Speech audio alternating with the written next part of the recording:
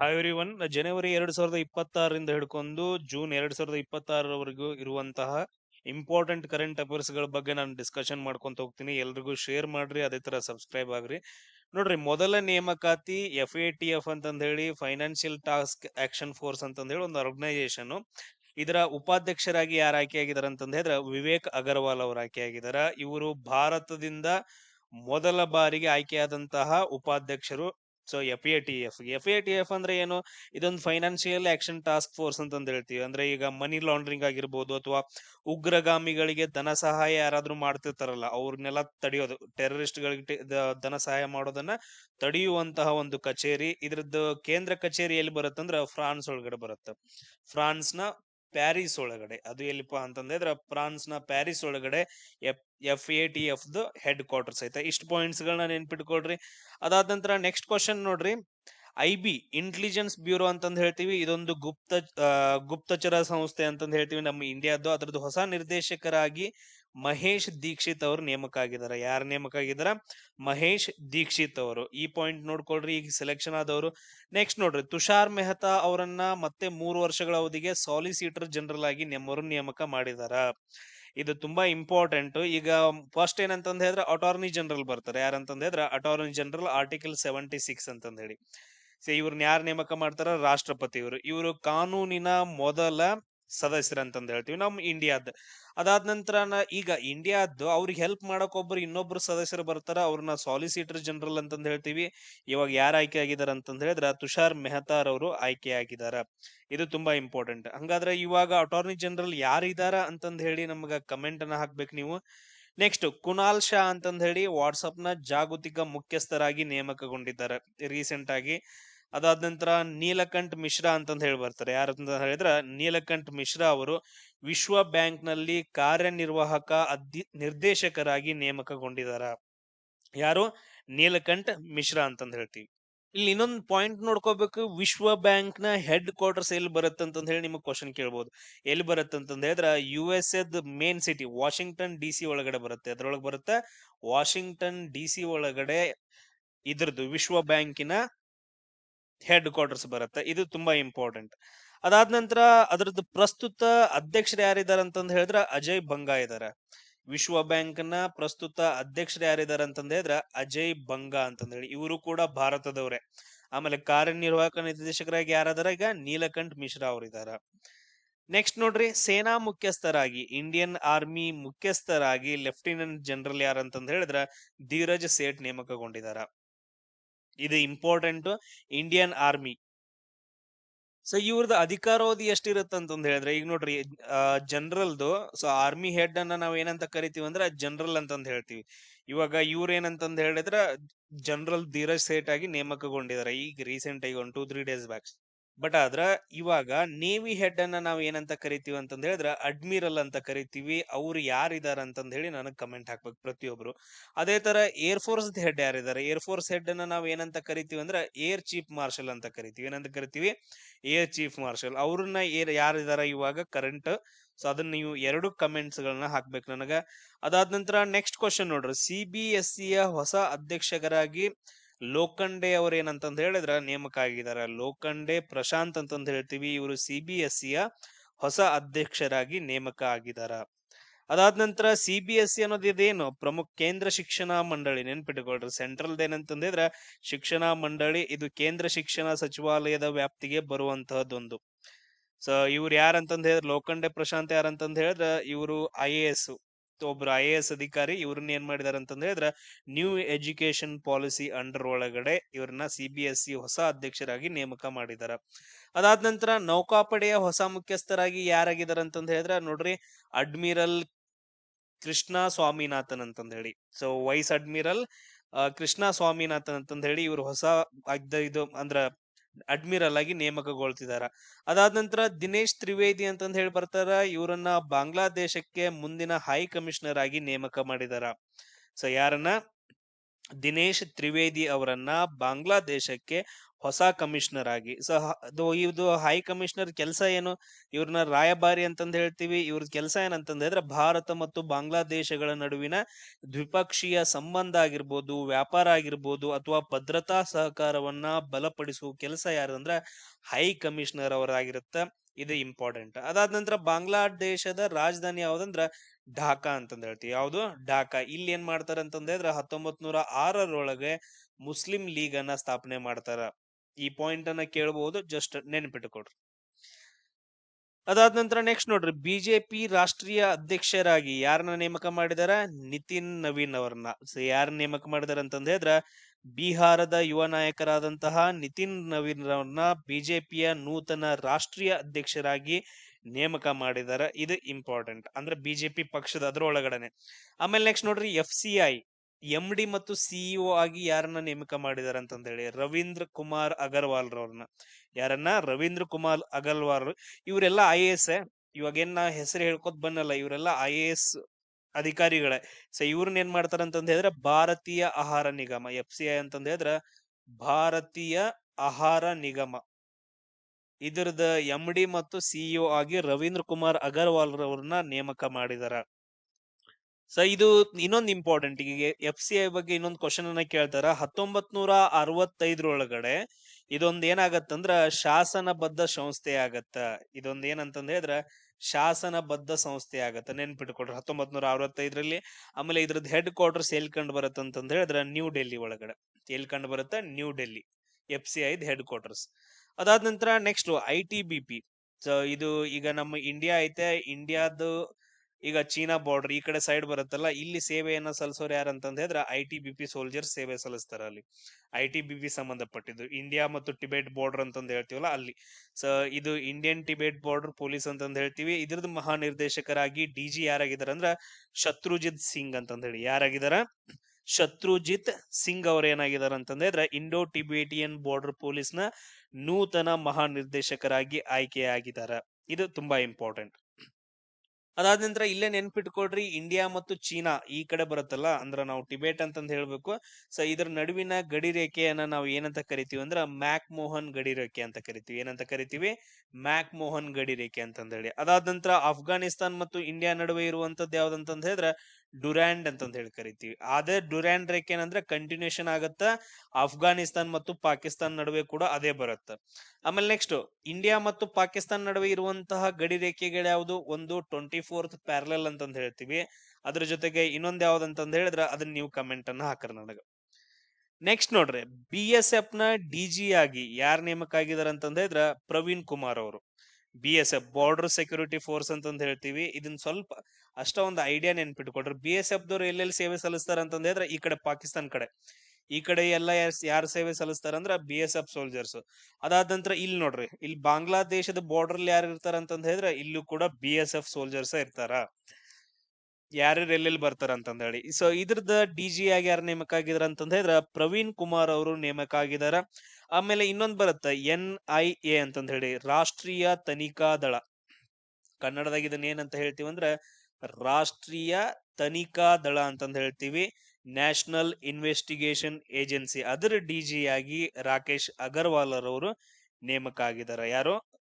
ನೆನ್ಪಿಟ್ಕೊಡ್ರಿ. ಇದು NIA ಕೆಲಸ ಏನು? ಭಯೋತ್ಪಾದನಾ ವಿರೋಧಿ ತನಿಖಾ ಸಂಸ್ಥೆ ಅಂತಂದ ಹೇಳ್ತೀವಿ ಇದನ್ನ. ಭಯೋತ್ಪಾದನೆ ತಡೆಗಟ್ಟೋದು. ನೆಕ್ಸ್ಟ್, CBFC ಅಧ್ಯಕ್ಷರಾಗಿ ಯಾರು ನೇಮಕ ಆಗಿದಾರ ಅಂತಂದ ಹೇಳಿದ್ರ ಶಶಿ ಶೇಖರ್ ಅವ್ರ ನೇಮಕ ಆಗಿದಾರ. ಹಿಂಗಂದ್ರೆ ಏನು? CBFC ಅಂದ್ರೆ ಏನು? ಕನ್ನಡದಾಗ ಬರ್ಕಿರ್ಬಿರಿ, ಪ್ರಸಾರ ಭಾರತೀಯ ಅಂತಂದ ಹೇಳಿ. ಪ್ರಸಾರ ಭಾರತೀಯ ಮಾಜಿ CEO ಆಗಿದ್ದಂತಹ. ಸೊ CBFC ಅಂತಂದ ಹೇಳಿದ್ರೆ ಇದನ್ನ ಮೊದಲು ಬರ್ಕೊಂಡ್ಬಿಡ್ರಿ, ಕೇಂದ್ರ ಚಲನಚಿತ್ರ ಅಂತಂದ ಹೇಳ್ತೀವಿ. ಕೇಂದ್ರ ಚಲನಚಿತ್ರ ಪ್ರಮಾಣೀಕರಣ ಮಂಡಳಿ. ಕೇಂದ್ರ ಚಲನಚಿತ್ರ ಪ್ರಮಾಣೀಕರಣ ಮಂಡಳಿ ಅಂತಂದ ಹೇಳಿ ಬರುತ್ತ. ಈ ಆರ್ಗನೈಸೇಷನ್ ಅಧ್ಯಕ್ಷರಾಗಿ ಶಶಿ ಶೇಖರ್ ಅವ್ರು ಮೊದಲು ಎಲ್ಲಿ ವರ್ಕ್ ಮಾಡ್ತಾ ಇದ್ರು ಅಂತಂದ ಹೇಳಿದ್ರೆ ಪ್ರಸಾರ ಭಾರತೀಯ ಒಳಗಡೆ ವರ್ಕ್ ಮಾಡ್ತಾ ಇದ್ರು. ಇವಾಗ CBFC ಒಳಗಡೆ ಏನ್ ಮಾಡ್ತಾರೆ ಅಂದ್ರೆ ವರ್ಕ್ ಮಾಡ್ತಾ ಇದಾರ. ನೆಕ್ಸ್ಟ್ ನೋಡ್ರಿ, ಇವಾಗ ಪ್ರಸಾರ ಭಾರತೀಯ ಅಧ್ಯಕ್ಷರಾಗಿ ಯಾರ ಇಲ್ಲಿದ್ದವ್ರು ಏನಂತ ಹೇಳಿದ್ರೆ ಅಲ್ಲಿಗೆ ಹೋದ್ರು. ಇದ್ರದ್ದು ಖಾಲಿ ಜಾಗ ಉಳಿತಲ್ಲ, ಇದ್ರದ್ದು ಅಧ್ಯಕ್ಷರು ಯಾರು ಅಂತಂದ ಹೇಳಿದ್ರೆ ಇವಾಗ ಪ್ರಸೂನ್ ಜೋಶಿ ಅಂತಂದ ಹೇಳಿ. ಯಾರು? ಪ್ರಸೂನ್ ಜೋಶಿ ಅವ್ರು ಏನಾಗಿದ್ದಾರೆ ಅಂತಂದ ಹೇಳಿದ್ರೆ ಪ್ರಸಾರ ಭಾರತೀಯ ಅಧ್ಯಕ್ಷರಾಗಿದ್ದಾರೆ. ಸರ್ ಇದೇನ್ರಿ ಪ್ರಸಾರ ಭಾರತಿ ಅಂತಂದ ಹೇಳಿದ್ರೆ ಏನ್ರಿ? ಇದನ್ನ ಏನಂತ ಹೇಳ್ತೀವಿ ಅಂದ್ರೆ ದೂರದರ್ಶನ್ ಅಂತಂದ ಹೇಳ್ತೀವಿ. ಒಂದೇನೋ ದೂರದರ್ಶನ್ ಅಂತಂದ ಹೇಳಿ ನಮ್ಗೆ ಗೊತ್ತೈತ, ಇನ್ನೊಂದೇನು ಆಲ್ ಇಂಡಿಯಾ ರೇಡಿಯೋ ಅಂತಂದ ಹೇಳಿ ಬರುತ್ತಲ್ಲ, ಆಲ್ ಇಂಡಿಯಾ ರೇಡಿಯೋ. ಇದನ್ನ ಎರಡೂನು ಸೇರಿಸ್ಬಿಟ್ಟು ನಾವೇನಂತ ಕರಿತೀವಿ ಅಂದ್ರೆ ಪ್ರಸಾರ ಭಾರತಿ ಅಂತಂದ ಹೇಳಿ ಕರಿತೀವಿ. ಅದ್ರದ್ದು ಅಧ್ಯಕ್ಷರು ಯಾರಾಗ್ತಾರ ಅಂತಂದ್ರೆ ಪ್ರಸೂನ್ ಜೋಶಿ ಅವರಾಗಿರ್ತಾರ. ಅದಾದ ನಂತರ ಸೇಮ್ ಅದೇ ರೀತಿಯಾಗಿ ದೇಶದ ಹೊಸ CDS ಆಗಿ, CDS ಅಂತಂದ ಹೇಳಿದ್ರ ಇದು ತುಂಬಾ important, chief of defence staff ಅಂತಂದ ಹೇಳ್ತೀವಿ. ಚೀಫ್ ಆಫ್ ಡಿಫೆನ್ಸ್ ಸ್ಟಾಫ್ ಅಂದ್ರೆ ಇವಾಗ ಇಂಡಿಯನ್ ಆರ್ಮಿ ಭೂಸೇನೆ, ಇಂಡಿಯನ್ ನೇವಿ ಇದು ನೌಕಾಸೇನೆ, ಇಂಡಿಯನ್ ಏರ್ ಫೋರ್ಸ್ ಇದೇನಂತಂದ ಹೇಳಿದ್ರೆ ವಾಯುಸೇನೆ. ಇದಕ್ಕೆ ಯಾರು ಹೆಡ್ ಇರ್ತಾರ? ಜನರಲ್ ಇರ್ತಾರ. ನೇವಿಗೆ ಯಾರು ಹೆಡ್ ಇರ್ತಾರ? ಅಡ್ಮಿರಲ್ ಇರ್ತಾರ. ಏರ್ ಫೋರ್ಸ್ ಯಾರು ಹೆಡ್ ಇರ್ತಾರ? ಏರ್ ಚೀಫ್ ಮಾರ್ಷಲ್ ಇರ್ತಾರ. ಇವ್ರ ಎಲ್ರಿಗೂ ಹೆಡ್ ಯಾರು ಅಂತಂದ ಹೇಳಿದ್ರೆ CDS ಅಂತಂದ ಹೇಳ್ತೀವಿ, ಚೀಫ್ ಡಿಫೆನ್ಸ್ ಸ್ಟಾಫ್ ಅಂತಂದ ಹೇಳಿ. ಅದಾದ ನಂತರ ಇವ್ರ ಮೇಲೆ ಹೆಡ್ ಯಾರು ಇರ್ತಾರ ಅಂದ್ರ ರಾಷ್ಟ್ರಪತಿ, ಮಹಾದಂಡ ನಾಯಕರು ಅಂತಂದ ಹೇಳ್ತೀವಿ. ಸೊ CDS ಆಗಿ ಯಾರು ನೇಮಕ ಆಗಿದಾರ ಅಂತಂದ ಹೇಳಿದ್ರ NS ರಾಜಸುಬ್ರಹ್ಮಣ್ಯ ಅಂತಂದ ಹೇಳಿ. ಯಾರು? NS ರಾಜಸುಬ್ರಹ್ಮಣ್ಯ ಅವ್ರು ಏನಾಗಿದಾರ ಅಂತಂದ ಹೇಳಿದ್ರ ಹೊಸ CDS ಆಗಿ ನೇಮಕ ಆಗಿದಾರ. ಹಂಗಾದ್ರ ಪ್ರಥಮ CDS ಯಾರಂತಂದ ಹೇಳಿದ್ರ ಬಿಪಿನ್ ರಾವತ್, ಜನರಲ್ ಬಿಪಿನ್ ರಾವತ್. ಇವ್ರ ಹೆಲಿಕಾಪ್ಟರ್ ಆಕ್ಸಿಡೆಂಟ್ ಅಲ್ಲಿ ಸತ್ತು ಹೋಗ್ತಾರಲ್ಲ, ಬಿಪಿನ್ ರಾವತ್ ಇವರು. ಅದಾದ ನಂತರ ನೆಕ್ಸ್ಟ್ ಕರ್ನಾಟಕದ CM ಆಗಿ ಯಾರು ನೇಮಕ ಆಗಿದಾರ ಇವಾಗ ರೀಸೆಂಟ್ ಆಗಿ? ಯಾರಂತಂದ ಹೇಳಿದ್ರ DK ಶಿವಕುಮಾರ್ ಅವರು, DKC ಅಂತಂದ ಹೇಳ್ತೀವಲ್ಲ, ಅವ್ರ ಏನಪ್ಪಾ ಅಂದ್ರ ಕರ್ನಾಟಕದ CM ಆಗಿದಾರ. ಅದಾದ ನಂತರ ಸಂವಿಧಾನದ ಯಾವ ಆರ್ಟಿಕಲ್ ಹೇಳುತ್ತಾ? ಆರ್ಟಿಕಲ್ 164 ನೋಡ್ರಿ. ಆರ್ಟಿಕಲ್ 164 ಏನ್ ಹೇಳತ್ತಂದ್ರ ರಾಜ್ಯದ ಮುಖ್ಯಮಂತ್ರಿಯನ್ನ ಯಾರು ನೇಮಕ ಮಾಡ್ತಾರ? ಗವರ್ನರ್ ಅವರು ನೇಮಕ ಮಾಡ್ತಾರ 164 ಪ್ರಕಾರ. ಸೇಮ್ ಅದೇ ತರ ಅದರ್ CM ಗಳನ್ನ ನೋಡ್ಕೊಂಡ್ಬಿಡೋಣ. ಪುದುಚೇರಿಯ CM ಯಾರಿದಾರೆ ಇವಾಗ? ಪಾಂಡಿಚೇರಿ ಅಂತಂದ ಹೇಳ್ತೀವಿ ಅಥವಾ ಪುದುಚೇರಿ, ಇದರದ್ದು CM ಯಾರಿದಾರ ಅಂತಂದ ಹೇಳಿದ್ರ N ರಂಗಸ್ವಾಮಿ. ಯಾರಿದಾರ? N ರಂಗಸ್ವಾಮಿ ಅವರು. ಅದೇ ರೀತಿಯಾಗಿ ಇನ್ನೊಂದ್ ನೋಡ್ರಿ, ಇದು ತುಂಬಾ ಇಂಪಾರ್ಟೆಂಟ್. ಹಿಂದೆ ವಿಧಾನಸಭೆಗಳಿದ್ವು, ಇವನ್ನೆಲ್ಲ ನಾವು ಕೇಂದ್ರಾಡಳಿತ ಪ್ರದೇಶಗಳಂತ ಹೇಳ್ತೀವಲ್ಲ. ಮೊದಲು ಜಮ್ಮು ಕಾಶ್ಮೀರದಲ್ಲೂ ವಿಧಾನಸಭೆ ಇತ್ತು, ಬಟ್ ಅದನ್ನ ತೆಗೆದು ಹಾಕ್ತಾರ. ಯಾಕ? ಇವಾಗ ಅದನ್ನ ಎರಡು ಭಾಗ ಮಾಡ್ತಾರ. ಒಂದ್ ಏನ್ ಮಾಡ್ತಾರ? ಲಡಾಖ್ ಆಗಿ, ಇನ್ನೊಂದ್ ಯಾವ್ದು ಜಮ್ಮು ಕಾಶ್ಮೀರ ಆಗಿ ಎರಡು ಕೇಂದ್ರಾಡಳಿತ ಪ್ರದೇಶಗಳನ್ನಾಗಿ ಡಿವೈಡ್ ಮಾಡ್ತಾರ. ಅಲ್ಲಿ ವಿಧಾನಸಭಾ ಇಲ್ಲ ಈಗ. ಇನ್ನೊಂದು ದೆಹಲಿ ಒಳಗಡೆ ಏನಂದ್ರ ವಿಧಾನಸಭಾ ಐತೆ. ಇನ್ನೊಂದು ಪಾಂಡಿಚೇರಿ. ಈ ಪಾಂಡಿಚೇರಿ ಒಳಗಡೆ ಏನಂತಂದ ಹೇಳಿದ್ರೆ ವಿಧಾನಸಭಾ ಐತೆ, ನೆನ್ಪಿಟ್ಕೊಳ್ರಿ. ಇವನ್ ಬಿಟ್ಟು ಬೇರೆ ಯಾವುದೇ ಕೇಂದ್ರಾಡಳಿತ ಪ್ರದೇಶಗಳಲ್ಲಿ ವಿಧಾನಸಭೆಗಳಿಲ್ಲ. ಅದೇ ತರ ನೆಕ್ಸ್ಟ್ ನೋಡ್ರಿ, ಪಶ್ಚಿಮ ಬಂಗಾಳದ CM ಆಗಿ, ಹೊಸ CM ಆಗಿ ಯಾರಂತಂದ್ರೆ ಶುಭೇಂದು ಅಂತಂದ ಹೇಳ್ತೀವಿ. ಯಾರು? ಶುಭೇಂದು ಅವ್ರು ಏನ್ ಮಾಡಿದಾರ ಅಂತಂದ ಹೇಳಿದ್ರ ಹೊಸ CM ಆಗಿ ಆಯ್ಕೆಯಾಗಿದಾರ.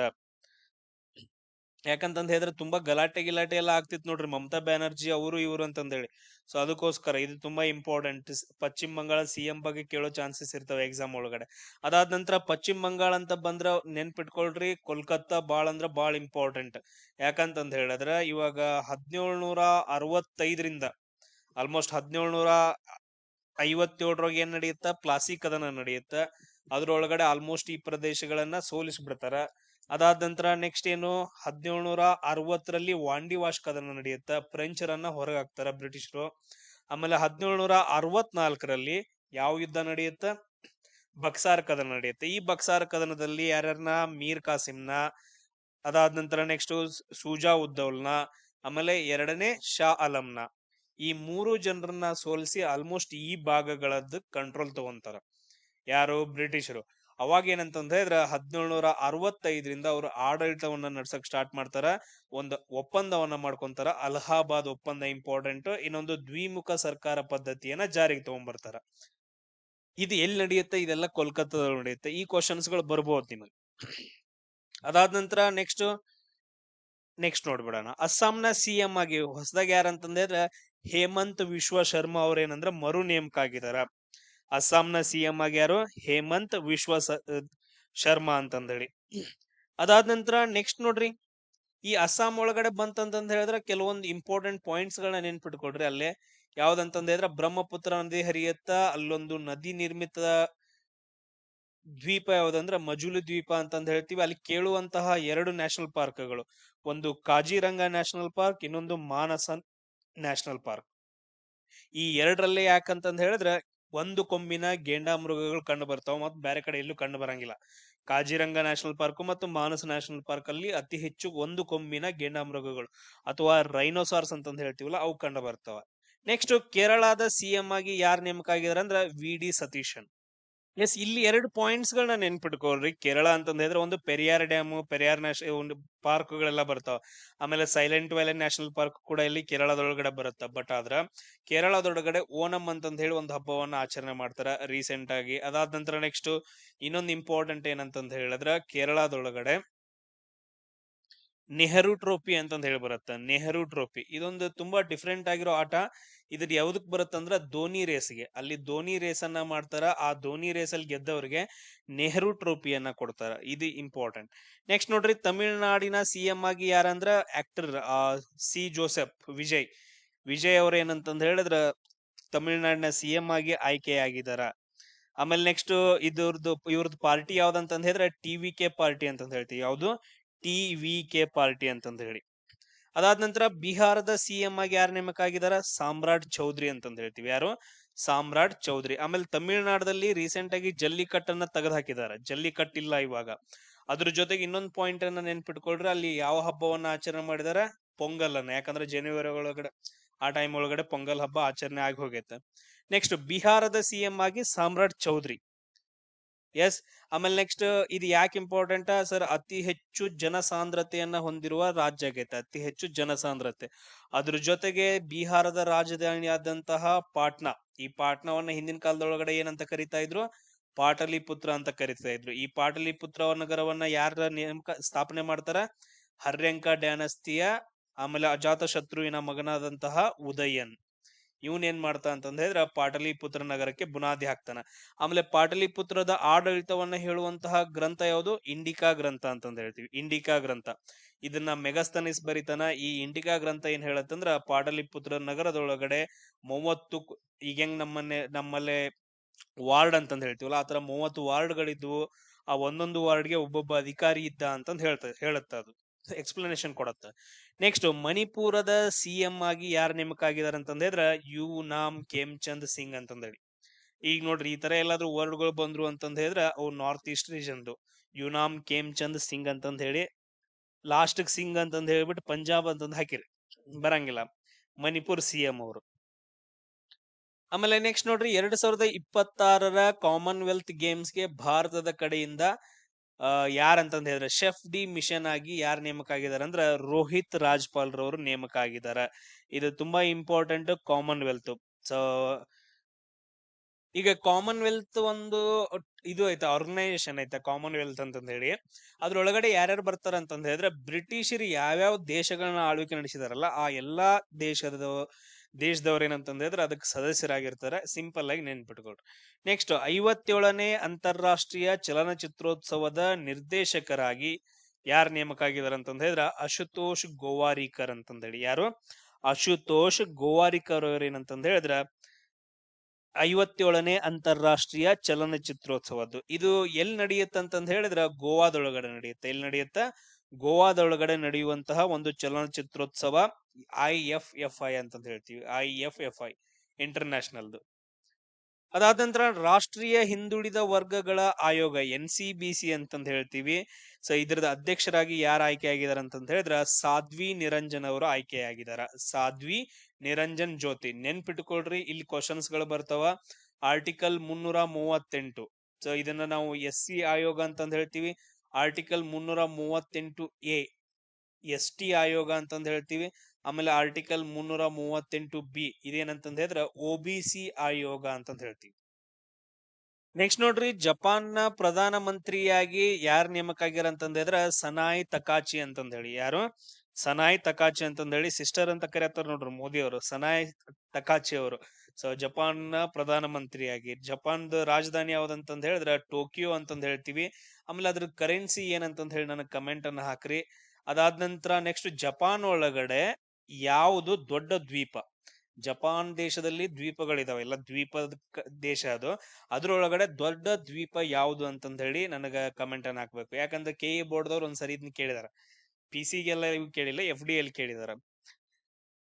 ಎಸ್, ಅದಾದ ನಂತರ ನೆಕ್ಸ್ಟ್ ಕ್ವಾಡ್ ಅಂತಂದ್ ಹೇಳಿ ಬರುತ್ತೆ. ಈಗ ರೀಸೆಂಟ್ ಆಗಿ ಸುದ್ದಿ ಒಳಗಡೆ ಇತ್ತು ಕ್ವಾಡ್ ಅಂತಂದ್ ಹೇಳಿ. ಇದೊಂದು 4 ದೇಶಗಳದ್ದು ಒಂದು ಆರ್ಗನೈಸೇಷನ್, ಮಿಲಿಟರಿ ಆರ್ಗನೈಸೇಷನ್ ಅಂತಂದ್ ಹೇಳ್ತೀವಿ ಕ್ವಾಡ್. ಇದು ತುಂಬಾ ಇಂಪಾರ್ಟೆಂಟ್. ಇದ್ರ ಒಳಗಡೆ ಯಾವ್ಯಾವ ಬರ್ತಾವ ಅಂತಂದ್ ಹೇಳಿದ್ರೆ ಜಪಾನ್ ಅಂತ ಒಂದು ಬರ್ತೈತಿ. ಅದಾದ ನಂತರ ನೆಕ್ಸ್ಟ್ ನಮ್ಮ ಇಂಡಿಯಾ ಬರುತ್ತ. ಆಮೇಲೆ ನೆಕ್ಸ್ಟ್ ಏನಂತಂದ್ರೆ ಇದ್ರ ಯುನೈಟೆಡ್ ಸ್ಟೇಟ್ಸ್ ಆಫ್ ಅಮೆರಿಕಾ ಬರುತ್ತ. ಕೆಳಗಡೆ ಏನಂತಂದ್ರೆ ಇದ್ರ ಆಸ್ಟ್ರೇಲಿಯಾ. ಸೊ ಇದು ಯಾವ ಶೇಪ್ ಅಲ್ಲಿ ಐತ, ವಜ್ರದ ಶೇಪ್ ಐತಲ್ಲ, ಅದಕ್ಕೋಸ್ಕರ ಅದನ್ನ ಕ್ವಾಡ್ ಅಂತಂದ್ ಹೇಳಿ ಹೆಸರು ಕೊಟ್ಟಿದ್ದಾರೆ. ಕ್ವಾಡ್ರಿಲ್ಯಾಟರಲ್ ಅಂತಂದ್ ಹೇಳ್ತೀವಿ. ನೆಕ್ಸ್ಟ್ ತಾರಿಕ್ ರೆಹಮಾನ್ ಅವರು ಏನಂತಂದ್ರೆ ಇದ್ರ ಬಾಂಗ್ಲಾದೇಶದ ಪ್ರಧಾನ ಮಂತ್ರಿಯಾಗಿ ನೇಮಕಗೊಂಡಿದ್ದಾರೆ. ಈಗ ರೀಸೆಂಟ್ ಆಗಿ ಬಾಂಗ್ಲಾದೇಶದ ಪ್ರಧಾನ ಮಂತ್ರಿಯಾಗಿ ಯಾರು ಅಂತಂದ್ರೆ ತಾರಿಕ್ ರೆಹಮಾನ್. ಸೇಮ್ ಅದೇ ತರ ನೇಪಾಳದಲ್ಲಿ ಯಾರಾಗಿದ್ದಾರೆ, ನೇಪಾಳ ಬಾಳ ಅಂದ್ರ ಬಾಳ ಸುದ್ದಿ ಒಳಗಡೆ ಇತ್ತು. ನೇಪಾಳದ ಅಧ್ಯಕ್ಷರಾಗಿ ಯಾರು ಆಯ್ಕೆ ಆಗಿದ್ದಾರೆ. ನೆಕ್ಸ್ಟ್ ಏರ್ ಇಂಡಿಯಾ ವಾರಣಾಸಿಯಿಂದ, ನೆನ್ಪಿಟ್ಕೊಳ್ರಿ, ವಾರಣಾಸಿಯಿಂದ ಈಜಿ ಕನೆಕ್ಟ್ ಎಂಬ ಭಾರತದ ಮೊದಲ ಹಬ್ ಅಂಡ್ ಸ್ಪೋಕ್ ಅಂತಂದ ಹೇಳಿ ಒಂದು ಅಂತಾರಾಷ್ಟ್ರೀಯ ವಿಮಾನ ಸೇವೆಯನ್ನ ಪ್ರಾರಂಭ ಮಾಡಿದ್ದಾರೆ. ಇದು ಜಸ್ಟ್ ಈಸಿ ಕನೆಕ್ಟ್ ಅನ್ನೋದು ಒಂದು ವರ್ಡ್ ಅನ್ನ ನೆನ್ಪಿಟ್ಕೊಳ್ರಿ. ಇದನ್ನ ಏರ್ ಇಂಡಿಯಾದವ್ರು ಸ್ಟಾರ್ಟ್ ಮಾಡಿದ್ದು ವಾರಣಾಸಿ ಒಳಗಡೆ. ನೆಕ್ಸ್ಟ್ ಕೇಂದ್ರ ಗೃಹ ಸಚಿವ ಅಮಿತ್ ಶಾ ಅವ್ರು ಏನ್ ಮಾಡ್ತಾರ ಅಂತಂದ್ರೆ ಗುಜರಾತ್ ಒಳಗಡೆ ಭಾರತ ಟ್ಯಾಕ್ಸಿಯನ್ನ ಉದ್ಘಾಟನೆ ಮಾಡ್ತಾರ. ಇದು ಭಾರತದ ಮೊದಲ ಸಹಕಾರಿ ಆಧಾರಿತ ಚಾಲಕ ಮಾಲೀಕತ್ವದ ರೈಡ್ ಹೈಲಿಂಗ್ ಪ್ಲಾಟ್ಫಾರ್ಮ್ ಅಂತಂದ ಹೇಳ್ತೀವಿ. ಇದೆಲ್ಲ ಬೇಡ, ಇದು ಭಾರತ ಟ್ಯಾಕ್ಸಿಯನ್ನ ಗುಜರಾತ್ ಒಳಗಡೆ ಅಮಿತ್ ಶಾ ಅವ್ರ ಏನ್ ಮಾಡ್ತಾರ ಅಂದ್ರ ಉದ್ಘಾಟನೆ ಮಾಡ್ತಾರ. ಅದಾದ ನಂತರ ನೆಕ್ಸ್ಟ್ ನೋಡ್ರಿ, ಗುಜರಾತ್ ಒಳಗಡೆ ನಿಮ್ಗೆ ಕೇಳೋ ಕ್ವಶನ್ಸ್ಗಳು ಒಂದು ಅಹಮದಾಬಾದ್ ಒಳಗಡೆ ಕೇಳ್ತಾರ.